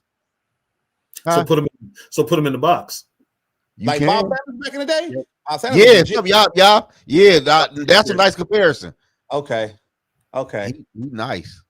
Okay. I mean, I can see that too, depending on where we at. But if I'm trading Grenard and we going to a 4-3, we might get a third round pick. We can probably move. I'm just saying, like, I feel like this team has no youth and athleticism going forward. And you need that to beat other teams, man. I just want to run the ball and play defense, man. Like, I'm not trying to get no slide out to Jefferson. He gonna still get his, but it's gonna be a whole lot easier for these receivers down the field. I think if JJ won't be as vocal if you're getting W's. Yeah. That's why he's mad now because he's looking back. W changes everything. I mean, put it this way: he could have 2 catches, maybe a touchdown, not a lot of yards. He ain't caring. But if he's got a W and they're racking up, he'll be fine. He'll be fine. I'm just saying, man. It's like I just feel like this team has went backwards like so much, and with the lack of development on this roster, it's like this this draft is projected for them to have like 10 picks. I'm not saying they're gonna hit on all 10, but they gotta hit on at least like 5. 5 got to be somebody that's gonna play. You get what I'm saying? Like you gotta at least get 5 in there that's gonna play, and that's why I'm saying like people out there want to keep Kevin O'Connell, and then like I'm cool with keeping Kwesi, but you gotta understand like, are you gonna trust who is currently making decisions for this team to go out there and legitimately go and get 10 players? You can't trust this current regime. You can't trust that. You can't. That's why you got to house. That's where everybody got to go. Especially with this draft, bro. Like you got 10 picks. You got projected 10 picks in this draft right now. So you got to get it right. And I know it's stressful, but the positions that you got to get right, that you need help in, are positions to where you can have plug and play guys. Running back should be a plug and play guy. You can get that in the first round. And people talking about, oh no, you don't need a running back in the first round. Why not? Look at Jahmyr Gibbs. You look at B. John Robinson. They tearing the league up. But they've also got offensive coordinators that will run the football. Exactly. That's what I'm saying. Like, just go out there and get that. Now, to Zoe's point with TJ Hockenson, like, all right, go get you another tight end in the 4th that can develop, and you'll be able to move off of TJ next year when the contract is a little bit better. You got to be thinking like that. That's how I look at it, bro. Like you got to be thinking, I don't trust this current structure, because what they're gonna do is this though. They're gonna only draft for need and then not play the players. That's what they're gonna do. If they draft a safety, he ain't gonna play. Like, let's just be real. He ain't gonna play. He gonna sit on the bench. He gonna be a special teamer. I don't know, bro. This shit just this shit just bad though. If you just look at sit back overall, like we ain't got no young players. We can't draft. We can't call plays. We can't develop players. Like we can't do shit but fucking lose. That's the only thing they do good is lose. Consistently inconsistent is all I gotta say. Like you gotta blow it up. You gotta blow it up. You can't keep coming into the same situation with the same excuses. And that's why I've been so vocal, on social media with people, because it's like y'all really like drinking that fucking Kool-Aid. Y'all really switching it up. Y'all don't know what the fuck y'all talking about. Y'all don't know football. Y'all only watch the Vikings. Y'all don't pay attention to these other franchises who've been bad and are good now because they made right decisions. Vikings need to fucking make good decisions. The best decision they can make this offseason is blowing this shit up, bringing in guys that know what the fuck they doing, and going from there. You ain't lying. This shit a fucking hot mess, dog. Like what you gonna run it back for next year? What's gonna change? Only thing that's gonna change is you're gonna play a 3rd or 4th place schedule, and you might be able to make the playoffs because you can beat up on the lower tier teams in the league. And what happened? Do that at this point. And what happened when you get the playoffs? Lose. So now you got a coach that's only 3 in the playoffs. In year 5. In year 5, we should have fired him the year before. Going to year 6. Yeah, make that make sense to me. But the fucked up part gonna be this though, D Wood, and it's gonna be the fucked up part by everything though.